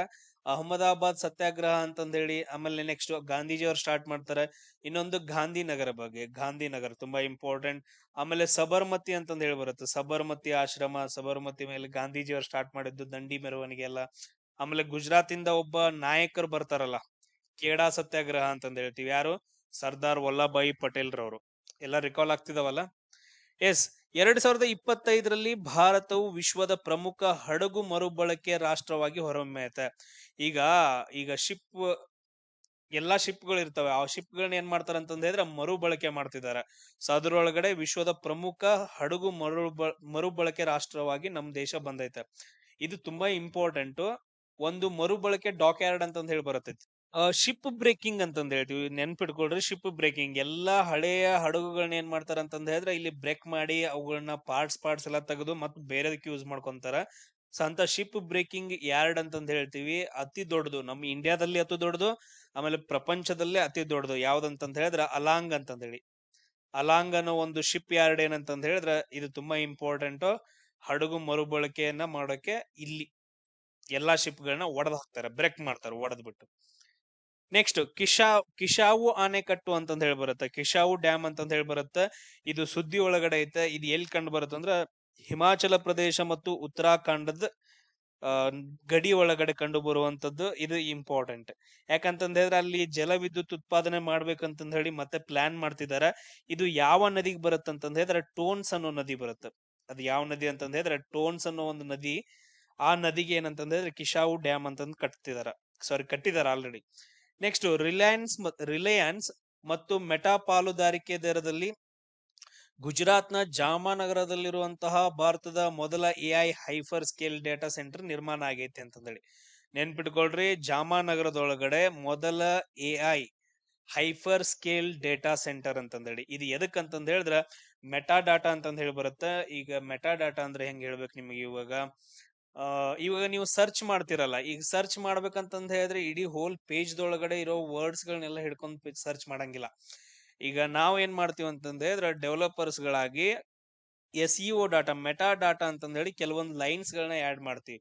ಇವಾಗ ಕರೆಂಟ್ ಅಫೇರ್ಸ್ ಅಂತಂದ್ ಹೇಳಿದ್ರೆ ನೀವು ಅದ್ ನೋಡಿದ್ರಿ ಅಂತಂದ್ ಹೇಳಿದ್ರೆ ಕರೆಂಟ್ ಅಫೇರ್ಸ್ ಪೇಜ್ ಓಪನ್ ಆಗುತ್ತೆ. ಆತರ ಕರೆಂಟ್ ಅಫೇರ್ಸ್ ಅನ್ನೋ ಒಂದು ವರ್ಡ್ ಅನ್ನ ಮೆಟಾ ಡಾಟಾ, SEO ಡಾಟಾ ಕೊಡ್ತೀವಿ. ಸೊ ಅದನ್ನ ಮೆಟಾ ಡಾಟಾ ಅಂತಂದ್ ಹೇಳ್ತೀವಿ. ಅಂತದ್ದು ಒಂದು ನೆನ್ಪಿಟ್ಕೊಳ್ರಿ, AI hyper scale data center ಅಂತಂದ್ ಹೇಳಿ ಅದು ಗುಜರಾತ್ನ ಜಾಮನಗರದೊಳಗಡೆ ಸ್ಥಾಪನೆ ಆಗ್ತಾ ಇತ್ತು. ಅದೇ ತರ ನರೇಂದ್ರ ಮೋದಿ ಅವರು ಭಾರತದ ಅತಿ ದೀರ್ಘಕಾಲದ ಚುನಾಯಿತ ಪ್ರಧಾನ ಮಂತ್ರಿಯಾಗಿ ಏನ್ ಮಾಡ್ತಿದಾರೆ ಅಂದ್ರೆ ಸೇವೆಯನ್ನ ಸಲ್ಲಿಸ್ತಾ ಇದಾರೆ. ಮೊದಲು ಯಾರಿದ್ರು, ಜವಾಹರ್ಲಾಲ್ ನೆಹರು ಇದ್ರು. ಮೊದಲು ಯಾರಿದ್ರು? ಜವಾಹರ್ಲಾಲ್ ನೆಹರು. ಬಟ್ ಆದ್ರೆ ಇವಾಗ ಯಾರಿದಾರ ಅಂತಂದ್ರೆ ನರೇಂದ್ರ ಮೋದಿ ಅವರು ಇದಾರೆ. ಇದು ಇಂಪಾರ್ಟೆಂಟ್. ಆಮೇಲೆ ಜವಾಹರ್ಲಾಲ್ ನೆಹರು ಅವರು ಕೆಲವೊಂದು ಬುಕ್ಸ್ ಗಳನ್ನ ಬರೀತಾರ. ಒಂದು ಡಿಸ್ಕವರಿ ಆಫ್ ಇಂಡಿಯಾ, ಇನ್ನೊಂದು glimpse of the Indian history ಅಂತ ಹೇಳಿ ಬರುತ್ತೆ. Sorry, world history, glimpse of the world history, ಆಮೇಲೆ ಡಿಸ್ಕವರಿ ಆಫ್ ಇಂಡಿಯಾ. ಈ ಎರಡು ಬುಕ್ಸ್ ಗಳನ್ನ ಬರೀತಾರ ಯಾರು? ಜವಾಹರ್ಲಾಲ್ ನೆಹರು. ಆಮೇಲೆ ಜವಾಹರ್ಲಾಲ್ ನೆಹರು ಅವರ ತಂಗಿ ಯಾರು ಬರ್ತಾರ ಅಂದ್ರ ವಿಜಯಲಕ್ಷ್ಮಿ ಪಂಡಿತ್ ಅಂತಂದೇಳಿ. ಯಾರು? ವಿಜಯಲಕ್ಷ್ಮಿ ಪಂಡಿತ್. ಇವ್ರ ಏನ್ ಮಾಡ್ತಾರ ಅಂದ್ರ UNOದೊಳಗಡೆ, ವಿಶ್ವಸಂಸ್ಥೆಯ ಸಾಮಾನ್ಯ ಸಭೆ ಅಂತ ನಡೀತೈತೆ ಪ್ರತಿ ವರ್ಷ. ಅದ್ರದ್ದು ಅಧ್ಯಕ್ಷರಾಗಿ ಮೊದಲ ಮಹಿಳಾ ಅಧ್ಯಕ್ಷರು ವರ್ಲ್ಡ್ ಅಲ್ಲಿ ಸೆಲೆಕ್ಷನ್ ಆದವ್ರು ಯಾರಂದ್ರ ವಿಜಯಲಕ್ಷ್ಮಿ ಪಂಡಿತ್. ಆಮೇಲೆ ಈ ಜವಾಹರ್ಲಾಲ್ ನೆಹರು ಅವ್ರ ಮಗಳು ಯಾರು? ಇಂದಿರಾ ಗಾಂಧಿ. ಇವ್ರೇನಾದ್ರು ನೆಕ್ಸ್ಟ್ ಪ್ರೈಮ್ ಮಿನಿಸ್ಟರ್ ಆಗ್ತಾರ. ನೆಕ್ಸ್ಟ್ ನೋಡ್ರಿ, ಈಗ ನೆಕ್ಸ್ಟ್ ಬಂದರುಗಳು ಬರ್ತಾವಲ್ಲ, ಅದ್ರೊಳಗಡೆ ಸರಕು ಮತ್ತು ಪ್ರಯಾಣಿಕರ ಚಲನೆಯನ್ನ ಡಿಜಿಟಲೀಕರಣ ಮಾಡೋಕೆ ಎಲ್ಲಾನು ಏನಂತಂದ್ ಹೇಳಿದ್ರ ಇಂಟರ್ನೆಟ್ ಒಳಗಡೆ ಡಾಟಾ ಸ್ಟೋರ್ ಮಾಡಿ ಇಟ್ಕೊಳ್ಳೋದಲ್ಲ, ಡಿಜಿಟಲೀಕರಣ ಮಾಡಿಬಿಟ್ಟು ಸರಕು ಮತ್ತು ಪ್ರಯಾಣಿಕರ ಚಲನೆಯನ್ನ ಒಂದು ನಿರ್ವಹಣೆ ಮಾಡೋಕೆ ಒಂದು ಏನ್ ಮಾಡಿದಾರೆ ಅಂದ್ರೆ ವಿನಿಮಯ್ ಅಂತಂದ್ ಹೇಳ್ಬಿಟ್ಟು ಭೂ ಬಂದರು ನಿರ್ವಹಣಾ ವ್ಯವಸ್ಥೆ, ಲ್ಯಾಂಡ್ ಪೋರ್ಟ್ ಮ್ಯಾನೇಜ್ಮೆಂಟ್ ಸಿಸ್ಟಮ್ ಅನ್ನ ಯಾರು ಸ್ಟಾರ್ಟ್ ಮಾಡಿದಾರ? ಅಮಿತ್ ಶಾ ಅವರು ಸ್ಟಾರ್ಟ್ ಮಾಡಿದಾರ. ಅದಾದ ನಂತರ ಜೂನ್ 5 ನಾವು ಏನಂತ ಆಚರಣೆ ಮಾಡ್ತೀವಿ? ವಿಶ್ವ ಪರಿಸರ ದಿನ ಅಂತಂದೇಳಿ. ಏನು? ವಿಶ್ವ ಪರಿಸರ ದಿನ ಅಂತಂದ್ ಹೇಳಿ ಆಚರಣೆ ಮಾಡ್ತೀವಿ. ಆ ದಿನದಂದು 100th ರಾಮ್ಸರ್ ಸೈಟ್ ಅಂತಂದ್ ಹೇಳಿ. ರಾಮ್ಸರ್ ಸೈಟ್ ಅಂತಂದ್ ಹೇಳಿದ್ರೆ ಜೌಗು ಪ್ರದೇಶಗಳನ್ನ ಕಾಪಾಡುವಂಥದ್ದು, ಜೌಗು ಪ್ರದೇಶಗಳ ರಕ್ಷಣೆ ಮಾಡಕ್ಕೆ ಇಡೀ ಪ್ರಪಂಚದೊಳಗಡೆ ಅವುಗಳನ್ನ ರಾಮ್ಸರ್ ಸೈಟ್ ಆಗಿ ಕನ್ವರ್ಟ್ ಮಾಡ್ತಾರ. ಸೊ ಅಂತದ್ದು 100th ಆಗಿ ಯಾವ್ದು ಆಯ್ಕೆ ಆಗೈತೆ ಅಂದ್ರೆ ಉತ್ತರ ಪ್ರದೇಶದ ಸೂರ್ತಾಲ್ ಅಂತಂದೇಳಿ. ಉತ್ತರ ಪ್ರದೇಶದ ಸೂರ್ತಾಲ್ ಬರ್ಡ್ ಸೆಂಚುರಿ. ಅದಾದ ನಂತರ ಅದು ಆಯ್ಕೆ ಆಗೈತೆ ರೀಸೆಂಟ್ ಆಗಿ. ಆಮೇಲೆ 99ನೇದು ಯಾವ್ದೈತಿ ನೋಡ್ರಿ, ಅದು ಉತ್ತರ ಪ್ರದೇಶದ ಅಲಿಗಢದೊಳಗಡೆ ಶೀಕಾ ಸರೋವರ ಪಕ್ಷಿಧಾಮ. ಇದು ಕೂಡ ಬರ್ಡ್ ಸೆಂಚುರಿ, ಶೀಕಾ ಸರೋವರ ಅಂತಂದ್ ಹೇಳ್ತೀವಿ. ಆಮೇಲೆ ಸೂರ್ತಲ್, ಇವೆರಡು ಬರ್ಡ್ ಸೆಂಚುರಿಗಳು ಉತ್ತರ ಪ್ರದೇಶದಿಂದ 99 ಮತ್ತು 100ನೇ ರಾಮ್ಸರ್ ಸೈಟ್ ಗಳಾಗಿದಾವ. ಆಮೇಲೆ ದ್ರೌಪದಿ ಮುರ್ಮು ಅವರ ಜನ್ಮದಿನ. ಸೊ ದ್ರೌಪದಿ ಮುರ್ಮು ಏನಂತಂದ ಹೇಳಿದ್ರೆ ಇವಾಗ ರಾಷ್ಟ್ರಪತಿಯವರು ಆರ್ಟಿಕಲ್ 52 ಪ್ರಕಾರ ನಮ್ಮ ಭಾರತ ದೇಶಕ್ಕೊಬ್ರು ರಾಷ್ಟ್ರಪತಿ ಬೇಕು ಅಂತಂದ್ ಹೇಳತ್ತ ಆರ್ಟಿಕಲ್ 52. ಸೊ ಅದ್ರ ಪ್ರಕಾರ ದ್ರೌಪದಿ ಮುರ್ಮು ಅವರು ಭಾರತದ ರಾಷ್ಟ್ರಪತಿ ಅವರಿಗಾಗಿದಾರ. ಆಮೇಲೆ ಅವರ ಜನ್ಮದಿನದಿಂದ ಪ್ರಧಾನಿ ಮೋದಿ ಅವರು ಒಡಿಸ್ಸಾದೊಳಗಡೆ ಮಯೂರ್ಭಂಜಲ್ಲಿ ರಾಯರಂಗಪುರ ಕ್ರೀಡಾಂಗಣವನ್ನ ಉದ್ಘಾಟನೆ ಮಾಡಿದಾರ. ರಾಯರಂಗಪುರ ಕ್ರೀಡಾಂಗಣ. ಅದಾದ ನಂತರ ತುಂಬಾ ಇಂಪಾರ್ಟೆಂಟ್, ಒಡಿಸ್ಸಾದೊಳಗಡೆ 2 ಪಾಯಿಂಟ್ಸ್ ಗಳನ್ನ ನೆನ್ಪಿಟ್ಕೊಡ್ರಿ. ಒಂದು ಕೊನಾರ್ಕ್ ಟೆಂಪಲ್. ಈ ಕೊನಾರ್ಕ್ ಟೆಂಪಲ್ ಅನ್ನ ಯಾರು ಕಟ್ಟಿದಾರ ಅಂತಂದ್ ಹೇಳಿ ನನಗೆ ಕಮೆಂಟ್ ಅನ್ನ ಹಾಕ್ರಿ. ಅವ್ರು ಯಾರಂತಂದ್ರೆ ಪೂರ್ವ ಗಂಗರ ದೊರೆ ಅಂತಂದ್ ಹೇಳ್ತೀವಿ. ಆ ಪಾಯಿಂಟ್ ಅನ್ನ ಹಾಕ್ಬೇಕು. ಅದಾದ ನಂತರ ಒಡಿಸ್ಸಾದೊಳಗಡೆ ಒಂದು ಪ್ರಶಸ್ತಿಯನ್ನ ಕೊಡ್ತಾರ, ಕಳಿಂಗ ಪ್ರಶಸ್ತಿ ಅಂತಂದ್ ಹೇಳಿ. ಆಮೇಲೆ ಒಡಿಸ್ಸಾದೊಳಗಡೆ ಕಳಿಂಗ ಒಂದು ಸಾಮ್ರಾಜ್ಯ ಬರುತ್ತ. ಆ ಕಳಿಂಗ ಸಾಮ್ರಾಜ್ಯದ ಮೇಲೆ ಯಾರು ದಾಳಿ ಮಾಡ್ತಾರ? ಅಶೋಕ ದಾಳಿ ಮಾಡ್ತಾನ. ಅದಕ್ಕೋಸ್ಕರ ಅಲ್ಲಿ 13ನೇ ಬಂಡೆಗಲ್ಲು ಶಾಸನ, ಕಳಿಂಗ ಯುದ್ಧ ಅಂತಂದ್ ಹೇಳಿ ಎಕ್ಸ್ಪ್ಲನೇಷನ್ ಕೊಡುತ್ತ. ಆಮೇಲೆ ನೆಕ್ಸ್ಟ್ ನಮ್ಮ ಇದರಿಂದ ಕರ್ನಾಟಕದಿಂದ ವಿಜಯನಗರ ಸಾಮ್ರಾಜ್ಯದಿಂದ ಯಾರು? ಕೃಷ್ಣ ದೇವರಾಯರು. ಶ್ರೀ ಕೃಷ್ಣ ದೇವರಾಯರು ಏನ್ ಮಾಡ್ತಾರ ಅಂತಂದ್ ಹೇಳಿದ್ರ ಕಳಿಂಗದ ಗಜಪತಿ ಪ್ರತಾಪ ರುದ್ರ ಅಂತಂದ್ ಹೇಳಿ ಬರ್ತಾರ. ಆ ರಾಜನನ್ನ ಸೋಲಿಸಿ ಅವನ ಮಗಳಾದಂತಹ ಜಗನ್ಮೋಹಿನಿಯನ್ನ ಮದುವೆಯಾಗಿ ಬರ್ತಾರ. ಜಗನ್ಮೋಹಿನಿಯನ್ನ ಏನ್ ಮಾಡ್ತಾರ ಅಂತಂದ್ ಹೇಳಿದ್ರ ಮದುವೆ ಹಾಕೊಂಡು ವಿಜಯನಗರ ಸಾಮ್ರಾಜ್ಯ ತಗೊಂಡ್ಬರ್ತಾರ, ಗಜಪತಿ ಪ್ರತಾಪ ರುದ್ರ ಅಂತಂದೇಳಿ. ಇವೆಲ್ಲ ಒಡಿಸ್ಸಾದಕ್ಕೆ ಸಂಬಂಧಪಟ್ಟಿರೋ ಕೆಲವೊಂದು ಥಿಂಗ್ಸ್ ಗಳು, ಅವುಗಳನ್ನ ನೆನ್ಪಿಟ್ಕೊಡ್ರಿ. Next Garden Reach Shipbuilders ಅಂತಂದ್ ಹೇಳಿ. ಗಾರ್ಡನ್ ರೀಚ್ ಶಿಪ್ ಬಿಲ್ಡರ್ಸ್ ಅಂತಂದ್ ಹೇಳಿ ಇವರು 29ನೇ ನವರತ್ನ ಕಂಪನಿ ಆಗೈತೆ. ಸೊ ಇವಾಗ ನವರತ್ನ ಕಂಪನಿಗಳು ಬರ್ತಾವ. 29ನೇ ಭಾರತದ ನವರತ್ನ ಕಂಪನಿಯಾಗಿ ಯಾವ್ದನ್ನ ಸೆಲೆಕ್ಷನ್ ಮಾಡ್ಯಾರ ಅಂದ್ರ ಗಾರ್ಡನ್ ರೀಚ್ ಶಿಪ್ ಬಿಲ್ಡರ್ಸ್ ಅಂತಂದ್ ಹೇಳಿ. ಅಲ್ಲಿ ಏನ್ ಮಾಡ್ತಾರ? ಶಿಪ್ ಗಳನ್ನ, ಹಡಗುಗಳನ್ನ ತಯಾರು ಮಾಡ್ತಾರ. ಆಮೇಲೆ ನೆಕ್ಸ್ಟ್ ನೋಡ್ರಿ, ಇಲ್ಲೆಲ್ಲ ನಾರ್ಮಲ್ ಹಡಗುಗಳು ಅಂತಲ್ಲ, ಇವೆಲ್ಲ ಡಿಫೆನ್ಸ್ ಸಿಸ್ಟಮ್, ನೇವಿಗೆ ಸಂಬಂಧಪಟ್ಟಿರುವಂತ ಹಡಗುಗಳನ್ನ ನಿರ್ಮಾಣ ಮಾಡ್ತಾರ ಅಲ್ಲಿ. ಅದಾದ ನಂತರ ನೆಕ್ಸ್ಟ್ ಕ್ವಶನ್, ಭಾರತವು ಚೀನಾವನ್ನ ಮೀರಿಸಿ ವಿಶ್ವದ ಅತಿ ದೊಡ್ಡ ಅಕ್ಕಿ ಉತ್ಪಾದನೆ ಎಲ್ಲಿ ಮಾಡ್ತಾರ ಅಂತಂದ್ ಹೇಳಿದ್ರೆ, ಈಗ ವಿಶ್ವದ ಅತಿ ದೊಡ್ಡ ಅಕ್ಕಿ ಉತ್ಪಾದನೆ ನಮ್ಮ ಭಾರತ ದೇಶದೊಳಗಡೆ ಮಾಡ್ತಾರೆ. ಸೆಕೆಂಡ್ ಯಾವುದು? ಚೀನಾ. ಸೇಮ್ ಅದೇ ತರ ಕಾಟನ್ ಕೂಡ. ಅತಿ ಹೆಚ್ಚು ಹತ್ತಿಯನ್ನ ಎಲ್ಲಿ ಬೆಳಿತಾರ ಅಂತಂದ್ ಹೇಳಿದ್ರೆ ಭಾರತದೊಳಗಡೆ. ಸೆಕೆಂಡ್ ಪ್ಲೇಸ್ ಯಾವ್ದು ಅಂತಂದ್ ಹೇಳಿದ್ರೆ ಚೀನಾ ಅಂತಂದ್ ಹೇಳ್ತೀವಿ. ಆಮೇಲೆ ರೈಸ್ ರಿಸರ್ಚ್ ಸೆಂಟರ್ ಅಂತಂದ್ ಹೇಳಿ. ಸೊ ರೈಸ್ ರಿಸರ್ಚ್ ಸೆಂಟರ್ ಅಂತಂದ್ ಹೇಳಿ ಇದು ಎಲ್ಲಿ ಬರುತ್ತಂದ್ರ ಕಟಕ್ ಅಲ್ಲಿ ಎಲ್ಲಿ ಬರುತ್ತೆ ಅಂತಂದ್ರೆ ಕಟಕ್ ಅನ್ನೋ ಒಂದು ಸಿಟಿ ಒಳಗಡೆ ರೈಸ್ ರಿಸರ್ಚ್ ಸೆಂಟರ್ ಬರುತ್ತೆ. ಇದು ಕೂಡ ಎಲ್ಲಿ ಕಂಡು ಬರುತ್ತೆ ಅಂದ್ರೆ ಒಡಿಸ್ಸಾದ ಒಳಗಡೆ ಕಂಡು ಬರುತ್ತೆ. ನೆಕ್ಸ್ಟ್ ನೋಡ್ರಿ DRDOದವರು ಇದ್ರದ್ದು ಅಧ್ಯಕ್ಷರು ಯಾರಿದಾರ ಅಂತ ಹೇಳಿ ಕಮೆಂಟ್ ಅನ್ನ ಹಾಕ್ರಿ. DRDOದವರು ನಿರ್ಮಾಣ ಮಾಡಿರುವಂತಹ ಅಭಿವೃದ್ಧಿಪಡಿಸಿರುವಂತಹ ಟ್ಯಾಕ್ಟಿಕಲ್ ಅಡ್ವಾನ್ಸ್ಡ್ ರೇಂಜ್ ಅಗ್ಯುಮೆಂಟೇಶನ್ ಅಂತಂದ್ ಹೇಳ್ತೀವಿ. ಟ್ಯಾಕ್ಟಿಕಲ್ ಅಡ್ವಾನ್ಸ್ಡ್ ರೇಂಜ್ ಅಗ್ಯುಮೆಂಟೇಶನ್ ಅಂತಂದ್ ಹೇಳಿ ಇದನ್ನ ಫೈಟರ್ ಜೆಟ್ ಗಳಿಗೆ ಅಂದ್ರೆ ವಿಮಾನಗಳು ಬರ್ತಾವಲ್ಲ ಫೈಟರ್ ಜೆಟ್ಗಳು ಅವುಗಳಿಗೆ ಏನಂತಂದ್ ಹೇಳಿದ್ರೆ ಗ್ಲೈಡ್ ಬಾಂಬ್ ಅಂತಂದ್ ಹೇಳಿ ಗ್ಲೈಡರ್ ಬಾಂಬ್ ಅಂತಂದ್ ಹೇಳಿ ಒಂದು ವ್ಯವಸ್ಥೆಯನ್ನ ನಿರ್ಮಾಣ ಮಾಡಿದಾರೆ. ಅದ್ರ ಹೆಸರು ಏನಂದ್ರೆ ತಾರಾ ಅಂತಂದ್ ಹೇಳ್ತೀವಿ. ಅದ್ರ ಹೆಸರು ಏನಂತಂದ್ ಹೇಳ್ತೀವಿ ತಾರಾ ಅಂತಂದ್ ಹೇಳ್ತೀವಿ. ಇದು ರಡಾರ್ ಸಿಸ್ಟಮ್ ಸಿಗಂಗಿಲ್ಲ. ರಡಾರ್ ಸಿಸ್ಟಮ್ ಏನಂತಂದ್ ಹೇಳಿದ್ರೆ ಕಂಡ ಬರಂಗಿಲ್ಲ ಅಂತ ಒಂದು ಸಿಸ್ಟಮ್ ಏನಂತಂದ್ ಹೇಳಿದ್ರೆ ಗ್ಲೈಡ್ ಬಾಂಬ್ ಅಂತಂದ್ ಹೇಳ್ತೀವಿ. ಸೊ ಅದು ತಾರಾ ಅಂತಂದ್ ಹೇಳಿ ಹೆಸರು ನೆನ್ಪಿಟ್ಕೊಡ್ರಿ ಇದನ್ನ.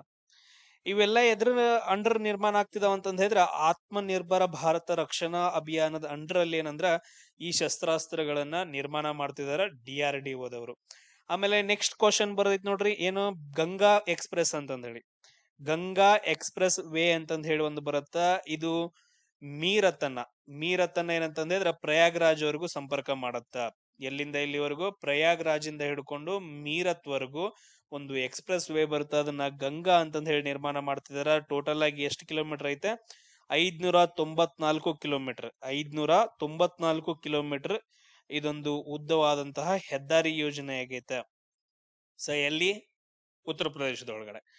ನೆಕ್ಸ್ಟ್ ನೋಡ್ರಿ, ಪ್ರಾಜೆಕ್ಟ್ ಭೀಷ್ಮ್ ಅಂತಂದ್ ಹೇಳಿ ಬರುತ್ತೆ. ಸೊ ಪ್ರಾಜೆಕ್ಟ್ ಭೀಷ್ಮ್ ಅಂತಂದ್ ಹೇಳಿ ಇದರ ಅಡಿ ಒಳಗಡೆ ಅಭಿವೃದ್ಧಿ ಪಡಿಸಲಾದಂತಹ ಪೋರ್ಟೇಬಲ್ ಆಸ್ಪತ್ರೆ. ಈಗ ವಿಪತ್ತು ಪೀಡಿತ ಪ್ರದೇಶಗಳಿರ್ತಾವಲ್ಲ ಅಲ್ಲೆಲ್ಲ ಏನಂತಂದ್ ಹೇಳಿದ್ರೆ ಈಸಿಯಾಗಿ ಹಾಸ್ಪಿಟಲ್ಸ್ ಇರಂಗಿಲ್ಲ. ಅಷ್ಟೊಂದು ಈಸಿಯಾಗಿ ಏನಂತಂದ್ ಹೇಳಿದ್ರೆ ಹಾಸ್ಪಿಟಲ್ಸ್ ಗಳನ್ನ ತಗೊಂಡ್ ಹೋಗ್ಬೇಕು ಅಂತಂದ್ ಹೇಳಿ ತುರ್ತು ಪರಿಸ್ಥಿತಿ ಟೈಮ್ ಒಳಗಡೆ ಭೀಷ್ಮ ಅಂತಂದ್ ಹೇಳ್ಬಿಟ್ಟು ಒಂದು ಪ್ರಾಜೆಕ್ಟ್ ಸ್ಟಾರ್ಟ್ ಮಾಡಿದಾರೆ. ಏನಂತಂದ್ ಹೇಳಿದ್ರೆ ಯೋಜನೆಯನ್ನ ಸ್ಟಾರ್ಟ್ ಮಾಡಿದಾರೆ. ಭಾರತ ಹೆಲ್ತ್ ಇನಿಷಿಯೇಟಿವ್ ಫಾರ್ ಸಹಯೋಗ್ ಹಿತ ಅಂಡ್ ಮೈತ್ರಿ ಅಂತಂದ್ ಹೇಳಿ ಇದ್ರದ್ದು ಕಂಪ್ಲೀಟ್ ಫುಲ್ ಫಾರ್ಮ್ ಬರುತ್ತ. ಅದೆಲ್ಲ ಟೆನ್ಷನ್ ತೊಗೊಳಕ್ ಹೋಗ್ಬೇಡ್ರಿ, ಭೀಷ್ಮ ಅಂತಂದ್ ಹೇಳಿ ನೆನ್ಪಿಟ್ಕೊಡ್ರಿ ಅಷ್ಟ. ನೆಕ್ಸ್ಟ್ ನೋಡ್ರಿ, ದಕ್ಷಿಣ ಕರಾವಳಿಯ ರೈಲ್ವೆ ವಲಯ. ಸೊ ದಕ್ಷಿಣ ಕರಾವಳಿಯ ರೈಲ್ವೆ ವಲಯ ಯಾವ್ದಂತಂದ್ ಹೇಳಿದ್ರೆ ವಿಶಾಖಪಟ್ನ ಅಂತಂದ್ ಹೇಳ್ತೀವಿ. ಭಾರತದ 18ನೇ ರೈಲ್ವೆ ವಲಯವಾಗಿದ್ದು. ಸೊ ಇದನ್ನ ನೆನ್ಪಿಟ್ಕೋಬೇಕು. ಅದಾದ ನಂತರ ನೆಕ್ಸ್ಟ್ ನೋಡ್ರಿ, ಟೋಟಲ್ ಆಗಿ ನಮ್ಮ ಭಾರತ ದೇಶದೊಳಗಡೆ ಎಷ್ಟು ವಲಯಗಳಿದಾವ ಅದನ್ನ ನೋಡ್ರಿ. ಆಮೇಲೆ ನಮ್ಮ ಕರ್ನಾಟಕದೊಳಗಡೆ ಯಾವ ವಲಯ ಐತೆ, ಅದು ಬೆಂಗಳೂರು ಹೆಡ್ ಕ್ವಾರ್ಟರ್ ಅಥವಾ ಹುಬ್ಳಿನ ಅಂತಂದ್ ಹೇಳಿ ಕಮೆಂಟ್ ಹಾಕ್ರಿ. ನೆಕ್ಸ್ಟ್ ನೋಡ್ರಿ, ಬಾಹ್ಯಾಕಾಶದೊಳಗಡೆ ಏನಂತಂದ್ ಹೇಳಿದ್ರೆ ಈಗ ಡಾಟಾ ಸಂಸ್ಕರಣೆ ಮಾಡುವಂತ ಸಾಮರ್ಥ್ಯವನ್ನ ಹೊಂದಿರುವಂತ ಒಂದು ಸೆಂಟರ್ ಯಾವ್ದಂತಂದ್ ಹೇಳಿದ್ರೆ ಕಕ್ಷೀಯ ಡೇಟಾ ಸೆಂಟರ್ ಅಂತಂದ್ ಹೇಳ್ತೀವಿ. ಸೊ ಪಾತ್ ಫೈಂಡರ್ ಅಂತಂದ್ ಹೇಳ್ಬಿಟ್ಟು ಇದನ್ನ ಯಾರು ಸ್ಟಾರ್ಟ್ ಮಾಡ್ಯಾರ ಅಂದ್ರೆ ಬೆಂಗಳೂರಿನ ಸ್ಟಾರ್ಟ್ಅಪ್ ಸಂಸ್ಥೆಗಳಾದಂತಹದ್ದು ಪಿಕ್ಸೆಲ್ ಅಂತಂದ್ ಹೇಳಿ, ಇನ್ನೊಂದು ಸರ್ವರಂ ಎಐ ಅಂತಂದ್ ಹೇಳಿ. ಇವ್ರು ಏನ್ ಮಾಡ್ತಾರ ಅಂತಂದ್ ಹೇಳಿದ್ರ ಒಂದು ಕಕ್ಷೀಯ ಡೇಟಾ ಸೆಂಟರ್ ಅಂತಂದ್ ಹೇಳಿ ಒಂದು ಉಪಗ್ರಹ ಕಳಿಸ್ತಾರ, ಪಾತ್ ಫೈಂಡರ್ ಅಂತಂದ್ ಹೇಳಿ. ಇದನ್ನ ನೆನ್ಪಿಟ್ಕೊಡ್ರಿ. ನೆಕ್ಸ್ಟ್, ಭಾರತದ ಮೊದಲ ಕ್ವಾಂಟಮ್ ಕಂಪ್ಯೂಟರ್ ಎಲ್ಲೈತೆ ಅಂತಂದ್ ಹೇಳಿದ್ರೆ ಆಂಧ್ರ ಪ್ರದೇಶದ ಅಮರಾವತಿ ಒಳಗಡೆ ಪ್ರಾರಂಭ ಆಗೈತೆ.